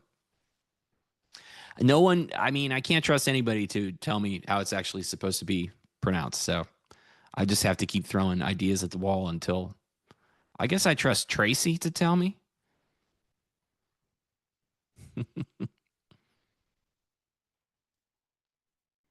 Jake, Jake is asking, how do I set up my workspace like this? So, if you subscribe to the OFL tool set for NinjaTrader, they have workspaces in there that, you just put on your chart, and the setup guides are all in there for that stuff. So all of these things that I have working here, you'll just plug and play that stuff.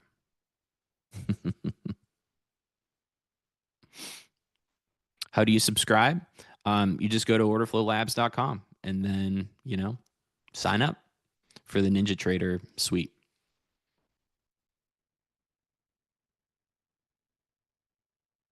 Oh, nice. Good call, Omni. You sold that IB extension? You monster. Selling a trend day. Classic.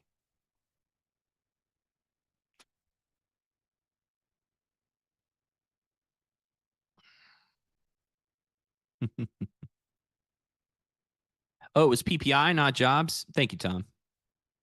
How do I know? I should know. Weren't jobs today? Is my news thing wrong? Oh, it was both. Okay. Okay, Tom. It was both. How do you know which one it was? How do you know which one the market liked and which one the market didn't like, huh? Tom, are you an analyst? If you're an analyst, you have to tell us. It's part of the analyst handbook. No, I'm just kidding, Tom. You can be that guy because I don't know. Somebody should be that guy.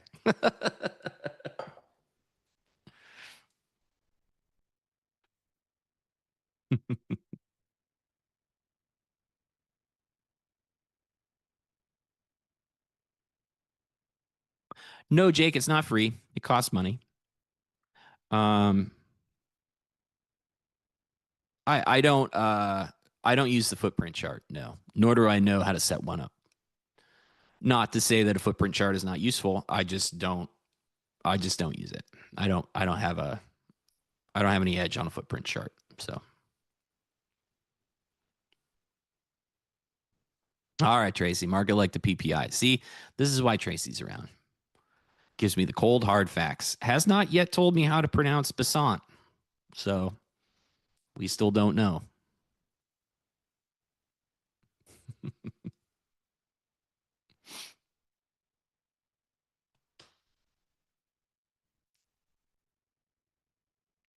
Besant. So I was right the first time. I don't know why I was questioning that. Yeah.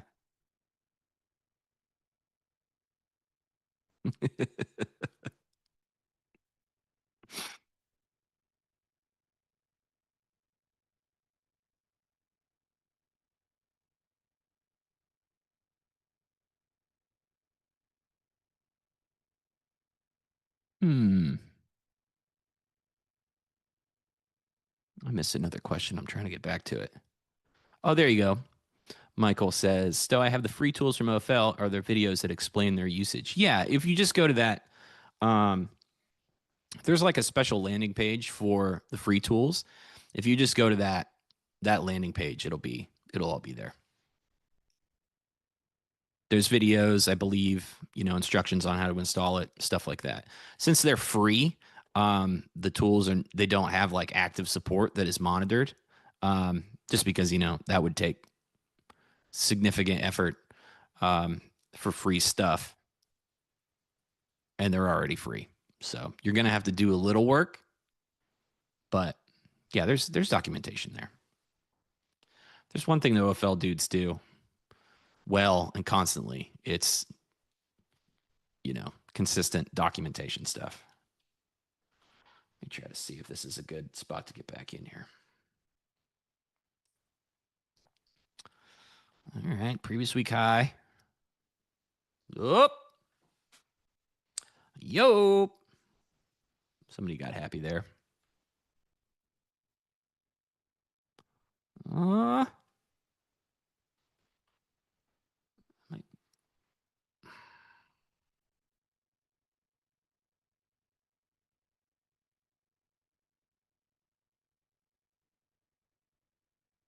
Try to get a quick one in. See if that was a exhaustive drop there.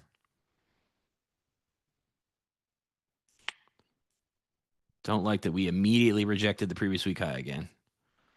Let's see. Barely beating. Ooh. Nope. No dice. That was emotional. Whatever's happening right now.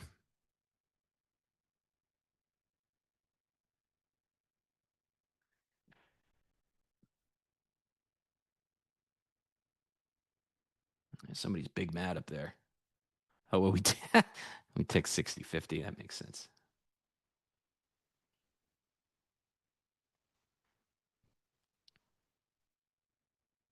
Not afraid to try it again. Here we go. There we go.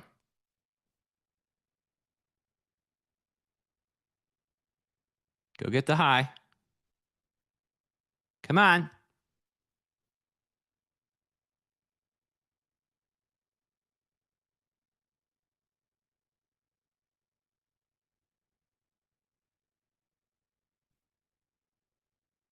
See.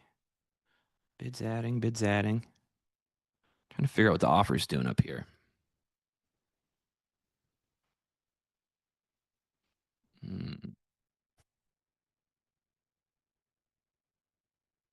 My Carolina heart.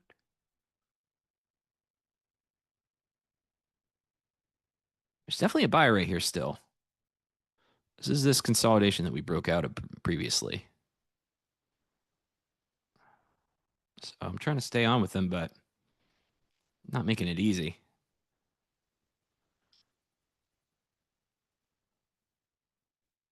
Yikes. Yikes. Somebody dropped like 200 lots on the offer, got lifted immediately. So I don't know. I don't know what sort of business is going on right here, but we're stuck in it, stuck in the middle of it. There's another 150 lots at 927.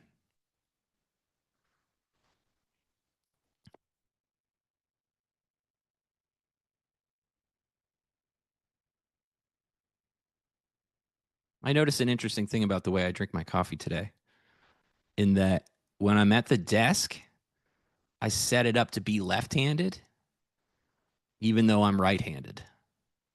I have no idea when I started doing that or why I started doing that. Isn't that weird?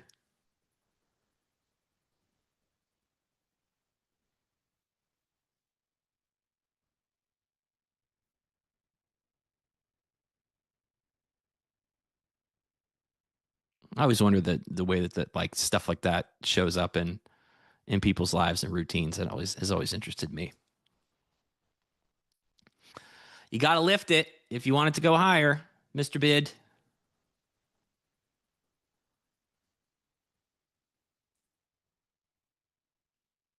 Hmm.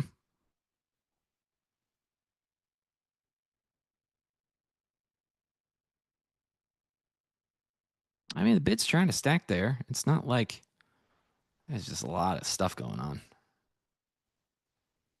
Ugh.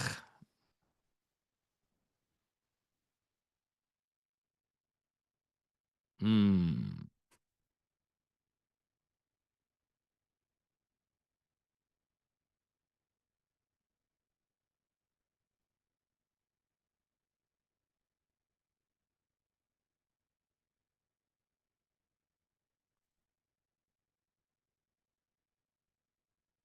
We come back down to the overnight high, maybe.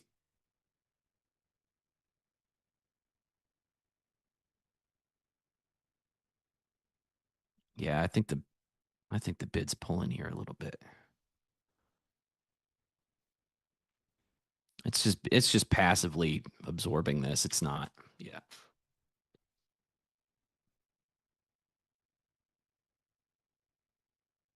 Whoa.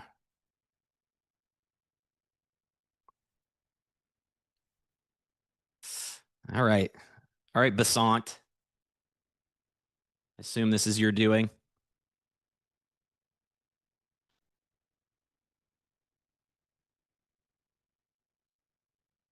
This is what happens when people start to talk about how slow the indices have been.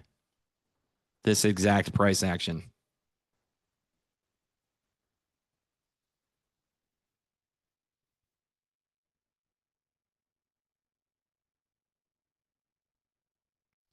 So even though that was very messy, we did come back and test the overnight high and also this weekly VWAP.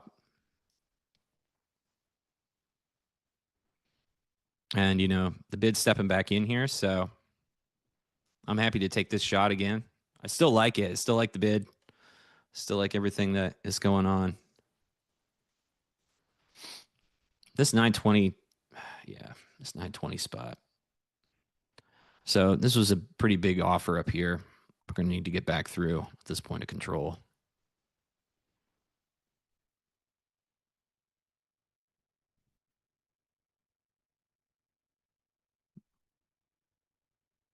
Need to hold this overnight high.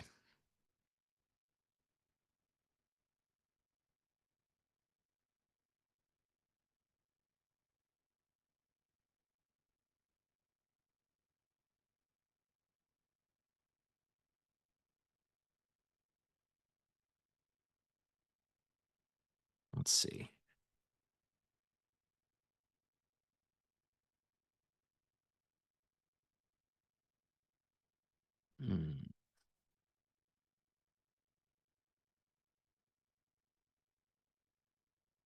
Okay, test it again. Nope.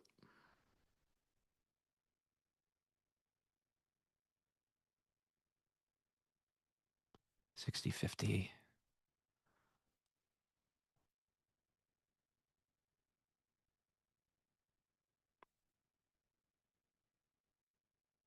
Still a nice buyer here at the overnight high. Till dawn.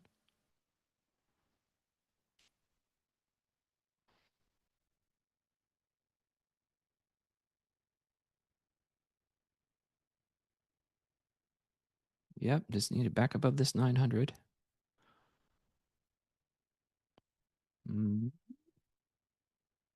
What do you think, Mr. Bid? Can we beat this VWAP? We just need him to pull a little bit. There it goes.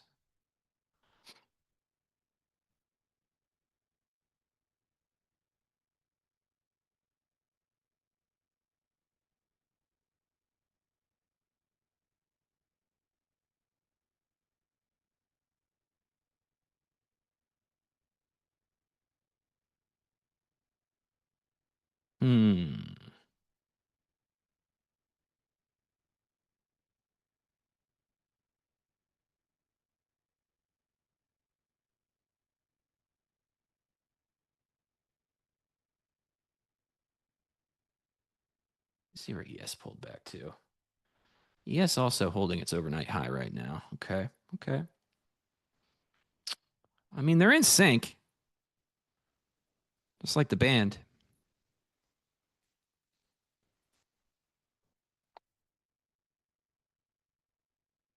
I always wondered that. Is it fair to call just singers a band? Does that make sense? Yikes. Violence right now.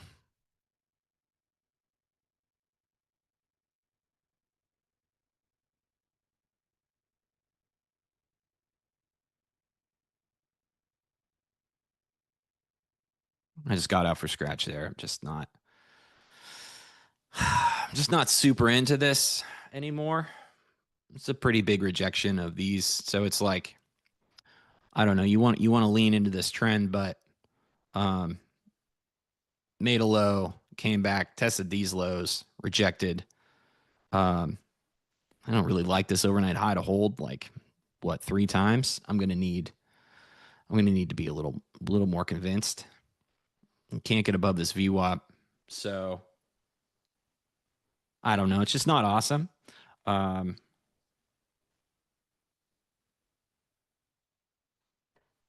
At the moment, it's not like they make it easy, but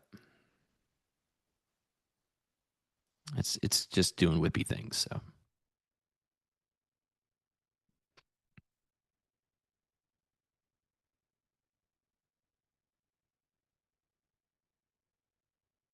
okay.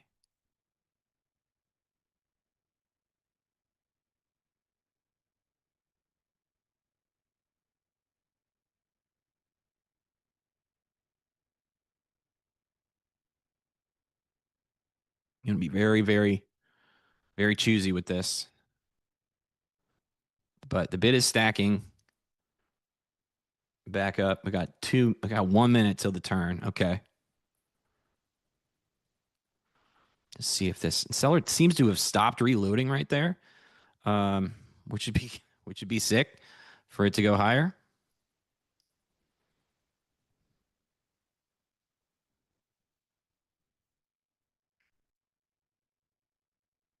Yeah, so the bid just happy to keep buying. Need to get through these lows of this previous spot. Yeah, I see this reloader at this 920. See if he's still there.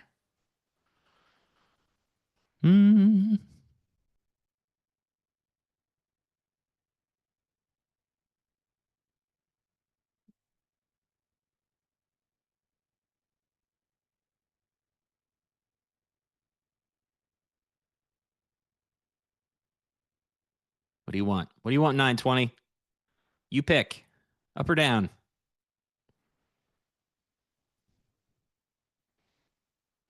Yeah. Much reloading. much wiggling.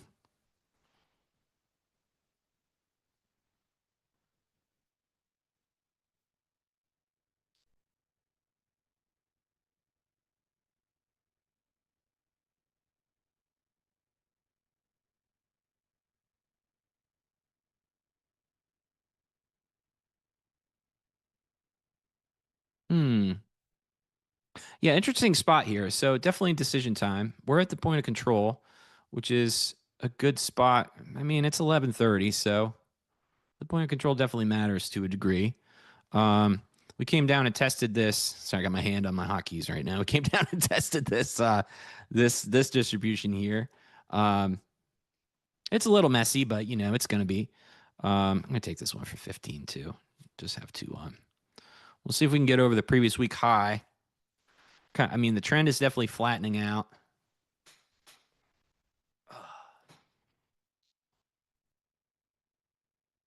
Yeah. But I mean, we're making money, keeping it tight and watching for this this overnight high to hold. You know, it's also Thursday, so the weekly VWAP matters.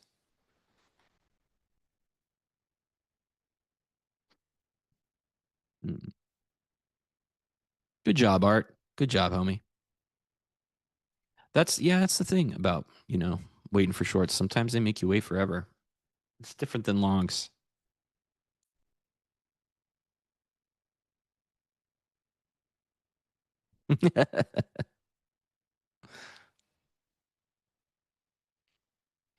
Oh, nice. Now Trump's on. Cool.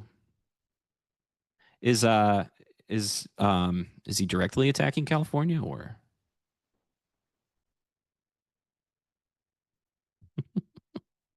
California the person or California the governor? You know, it's probably different.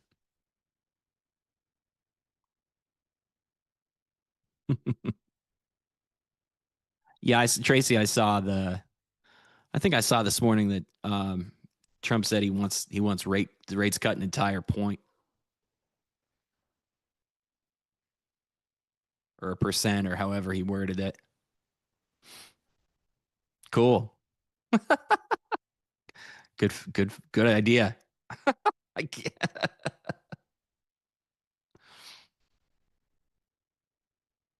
Yeah, this 920 dude.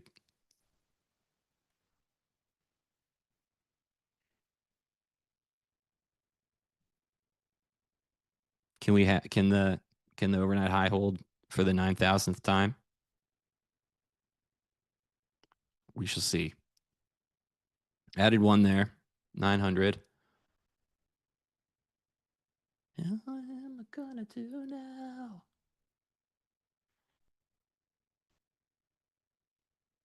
Yeah, I mean, the bid's still down here. Ugh. Violence.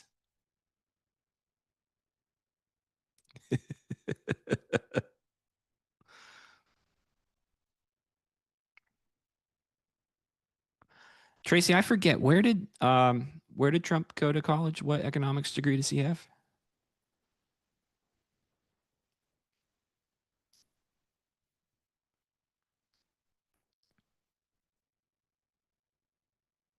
Oh, he went to Wharton. Okay. Yeah,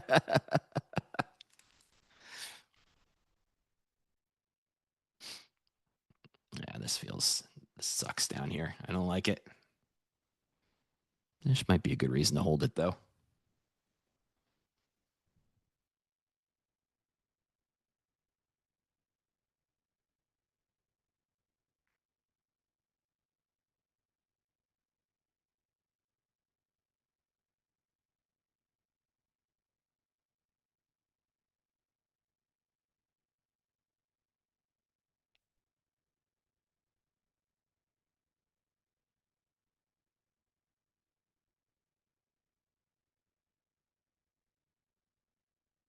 To 1134.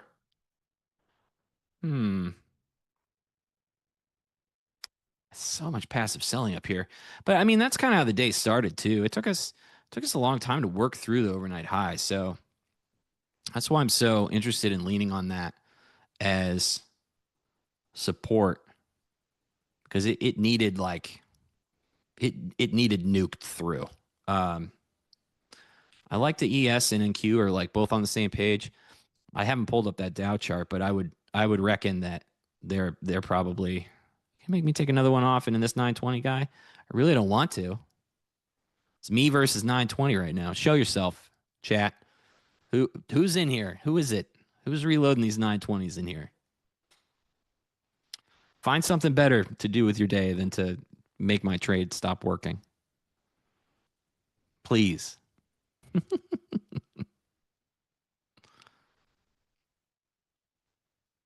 Oh, Lord, look at that. This guy's just he's so excited to sell up here. He loves it. Best price ever.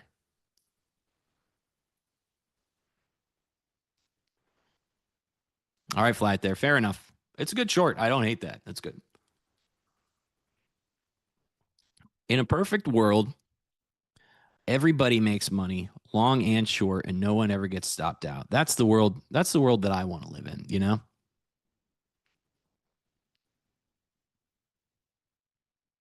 I think it's possible, you know, if you believe.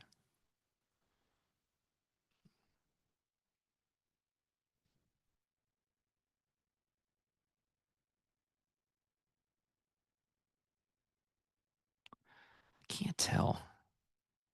I think he might be done. Ah, damn it. Well, I took my 900 ad off. I got two still at 902.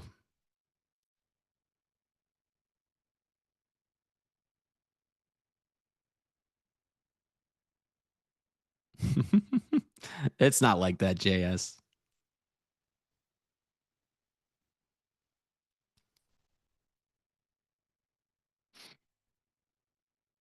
Oh, good. We're going to use coal. Nice. Sounds good. I love it. You can talk to lots of people around my part of the world about how good of an idea that would be.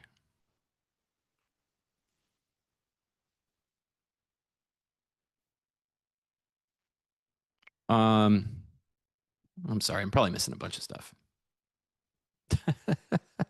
Good job, Art, getting out of the hole. Don't get back in it.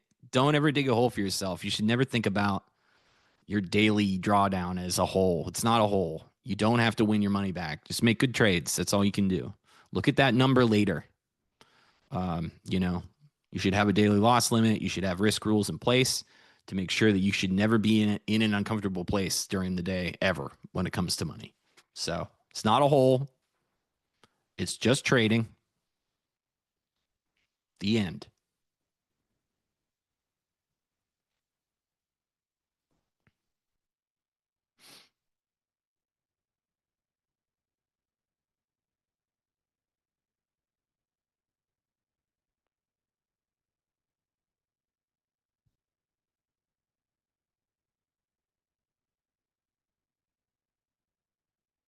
Yeah, 920 is here, Florida man, for sure. It's the point of control, so it's definitely here. I risk 1.2% of my risk capital per trade. Ox KJSG.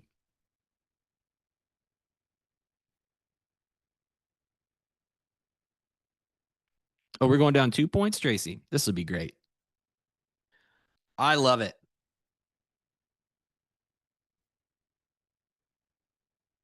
What could go wrong?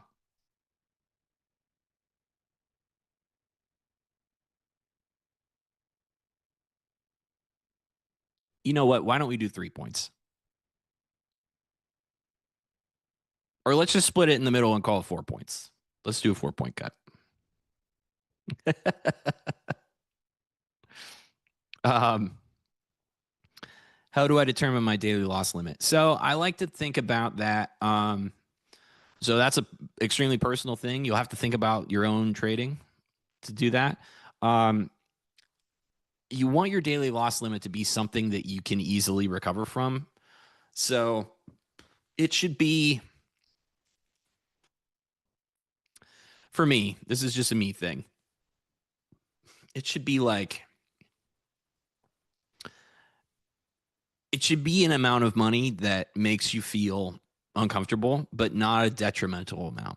Because if you lose an amount of money that like makes you feel gross to lose, you're risking too much money. You need to lose an amount of money that you're like, okay, that was within my recovering capabilities. And one of the ways that I've been able to do that is you just take your average winning day, figure out how many points or how much money you make in that day, and maybe your daily loss limit is 2 of those. So if your average winning day is $400, make your daily loss limit $800 and then size accordingly based on that. So if worst case scenario, you hit your daily loss limit, it's only going to take you on average 2 days to recover from that.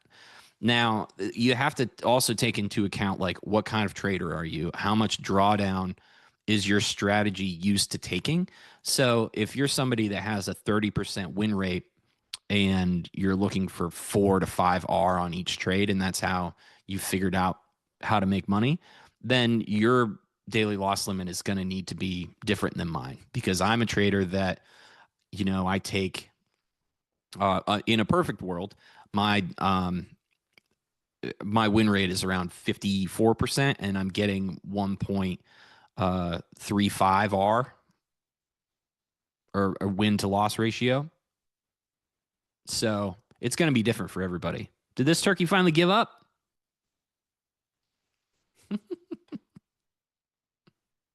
Revenge. That's also just a joke. You should never revenge trade. It's just a fun. We're just having fun here. Yeah, see flat there. That's the same sort of thing, man. Yeah, it's got to be personal to you. And you have to size it so that it's not like you don't want it mentally in your way. You don't want it to be part of the things that you're thinking about while you're trading. It's there to protect you. It's not there to make it uncomfortable for you to trade. So just think about it.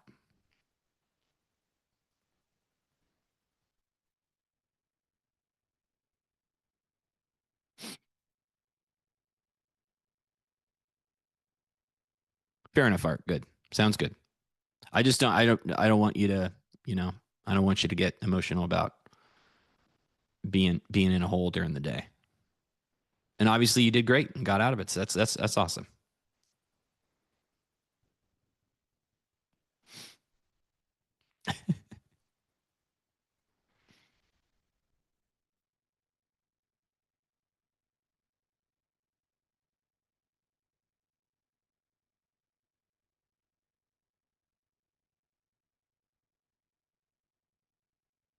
Uh, 6X Trading asks, do I use previous day close as a significant level of price action? I don't know what you mean by significant level of price action, but I mean that's MGI that I look at for sure. I have it on my chart.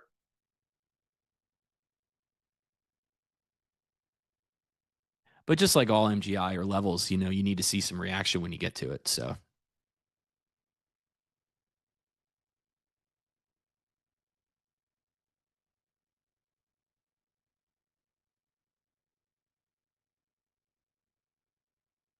I guess that's at 888 spot, huh? Which is also the weekly VWAP. Okay. That makes sense. Yeah, support or resistance more or less. Well, it's just like all these lines, obviously the previous day close means something because there was a lot of business done there, hypothetically, at least in that range. So whenever we come back to it, you want to see what kind of reaction there is. So that's all.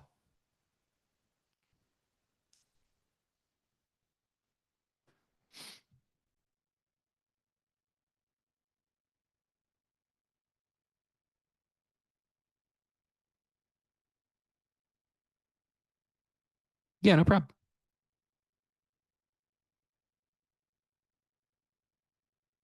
Ooh, that's pretty good flat there. If you can't walk away.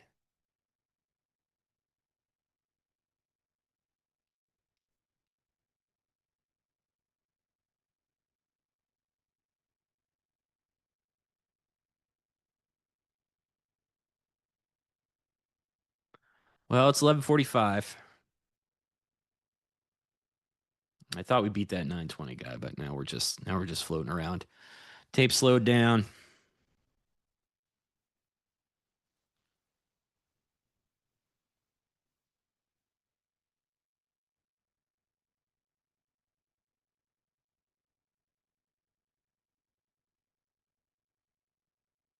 Richie, no, I don't.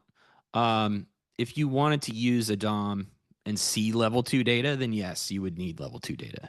If you don't have level 2 data, the DOM really isn't, any DOM is not going to really show you anything. It's just going to show you the at bid at ask. So you're not really getting any depth. So DOM stands for depth of market, or DOME, if you're old school. So yeah, if you want to see the depth, you have to subscribe to level 2 to get the depth. No problem.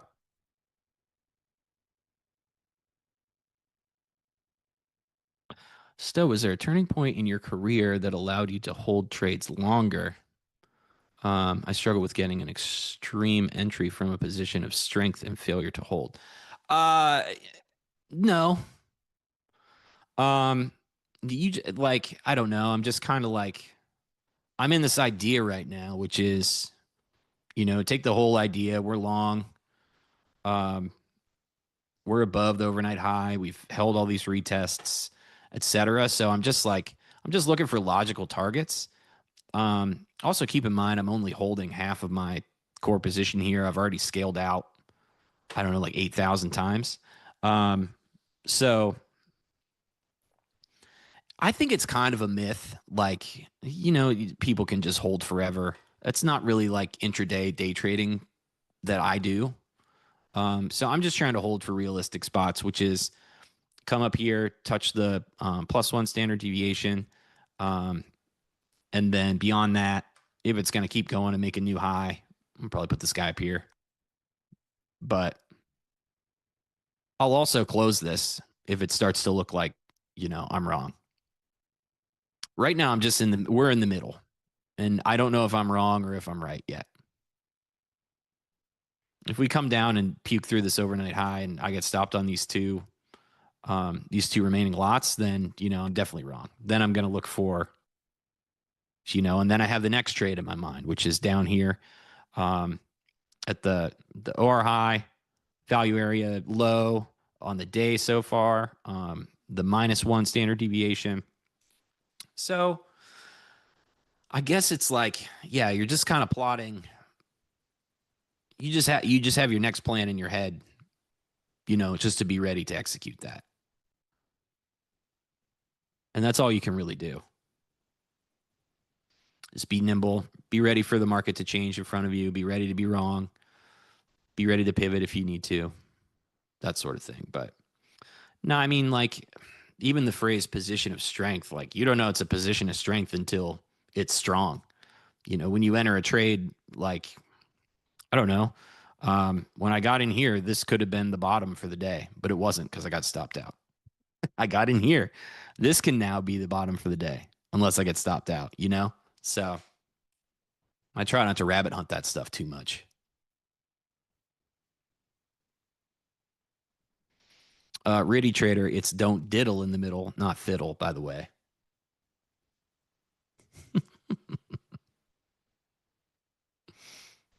Diddling in the middling. Also, I don't subscribe to that. I don't believe that that's a thing. You can do whatever you want. There's trades everywhere.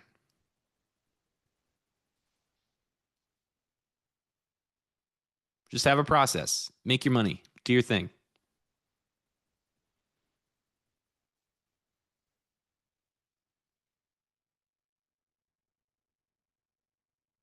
How long did I trade before becoming profitable? At least 2 years. I think at the end of the second year, I was breaking even a lot. And then that became something I had to get through. That was like climbing a mountain for sure.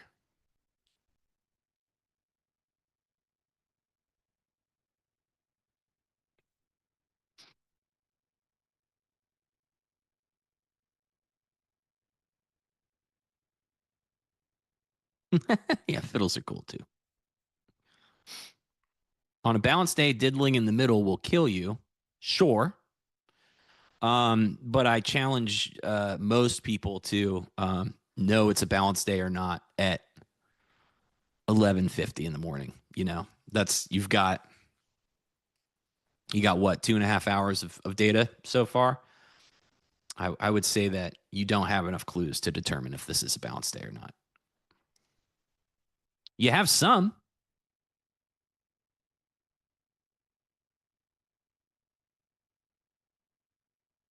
Oh, this guy's so mad.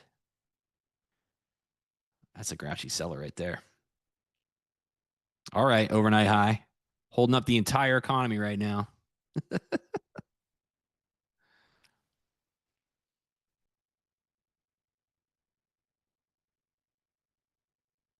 I add again. Why not?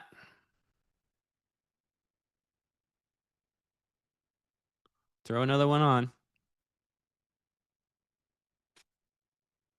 Let's see, it's 11:50. Let's see if they can break it now.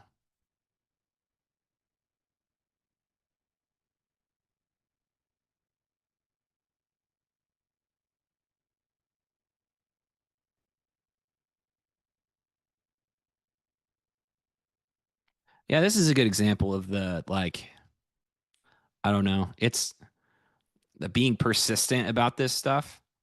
Like, look at all this selling down here. It's currently not going anywhere. I have to willing to be wrong about this, but we're in a pretty tight location. We can be wrong very fast if the bid stops stepping in here, but they keep stepping in. So I don't know. I got to keep playing my idea.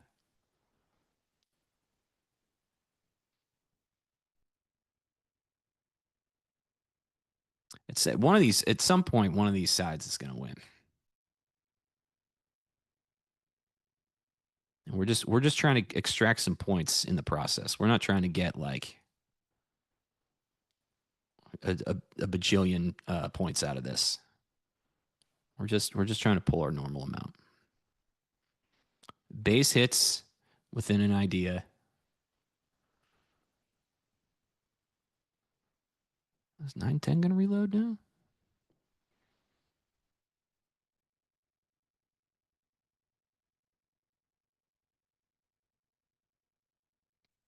What do you think? What do you think, 910? You got any more?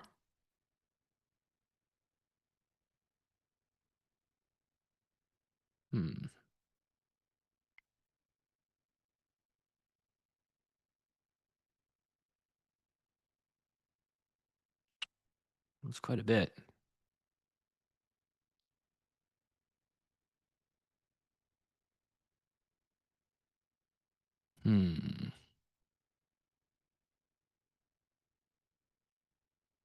As uncomfortable as this is, it's good to be like right at the edge of your idea.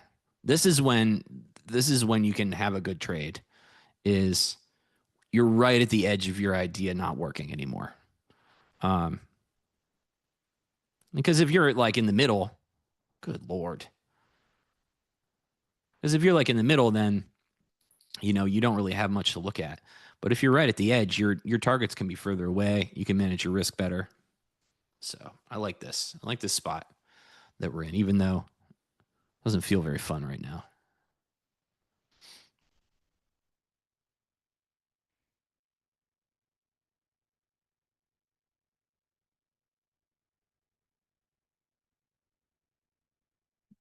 No, Florida man, I don't look at SPY or QQQ.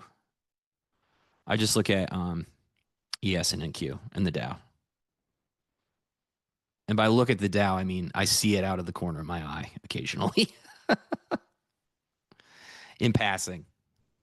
You know, it's like that neighbor you never talk to and you're just like, hey, good morning. Crazy weather we've been having, right?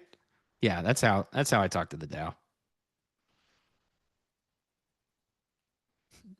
Did you see Steve got solar panels? Ugh, crazy. Do you guys have casual banter with your neighbors? Is it as awkward as it is for me?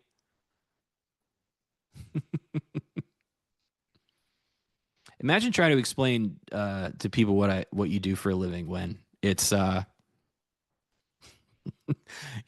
talking into a microphone and clicking buttons.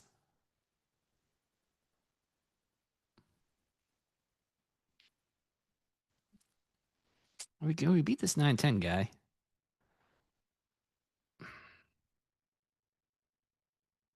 I'm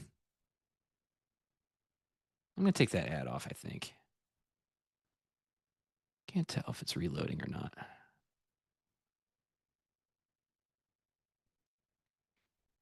All right. Yep. I'll take that out. So we got another 20 points on that second ad, third ad, fourth ad. Boy, I'm beating this trade idea into the ground.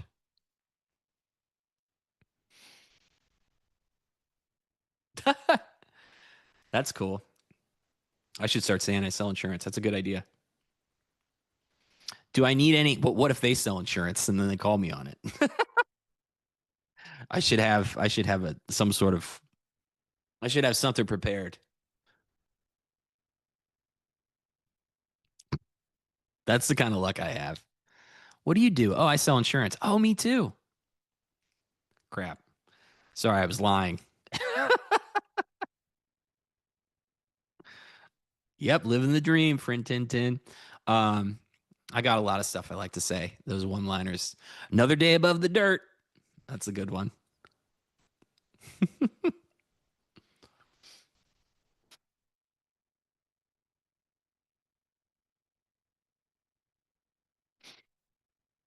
What is WLGS? Stormy Shots and Slots. Is that a stock?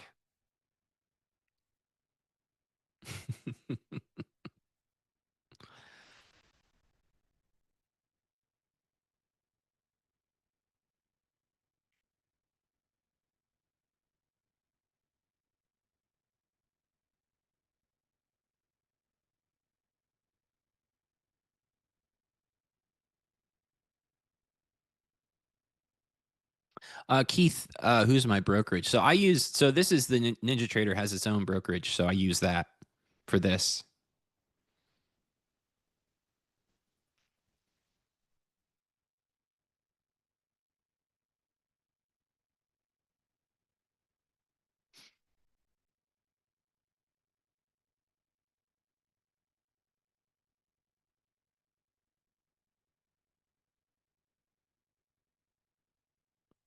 I don't know if I'll win this for Tintin. I mean, we might just both win all day.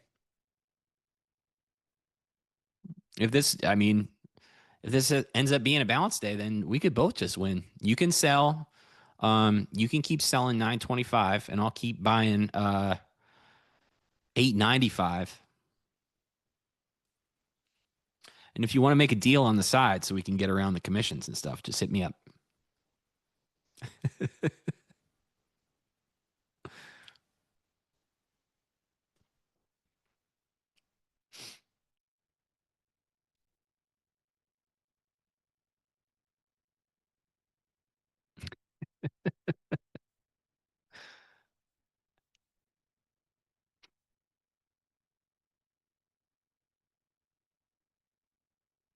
Yeah, I don't want to just say I'm retired. I don't want to have an easy answer. Like, I want it to be fun.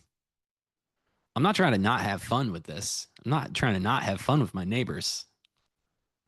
All right, let's see if we can get this. See if our noon turn will poke us up there, and then we got to bail. Let the team go have some lunch, get ready for the afternoon session. I'm going to be on with Nick. No Big Cat today. Big Cat Leo is doing something. I'll let him tell you what it is when he decides to. But for now, it can be a secret. All right, we got 12 seconds.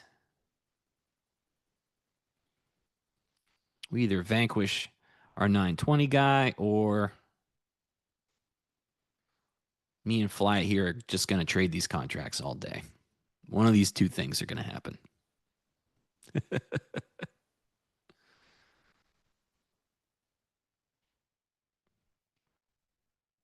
925 still partying. See, I like that. You should always try to find the other side of your trade and see what they're up to. Like, that's a lot of absorption right here. For as much bid delta is down here that was not able to get lower below the overnight high, there's just as much absorption right here. So this is some two-way trade. We're in an auction. We're in an auction right now. And I like Flight there. You're always in here chilling with me. Nice. But I also like to win. So all right, we got our previous week high. I'm going to hold on to this runner for a little bit. Like I said, I like this edge, so I'm going to try to play it. Thanks so much for tuning in. Come back and chill with me at 2:30. It's just going to be me and Nick partying for the rest of the afternoon. And yeah, sounds good. So thank you so much, chat, and I'll see you in a bit.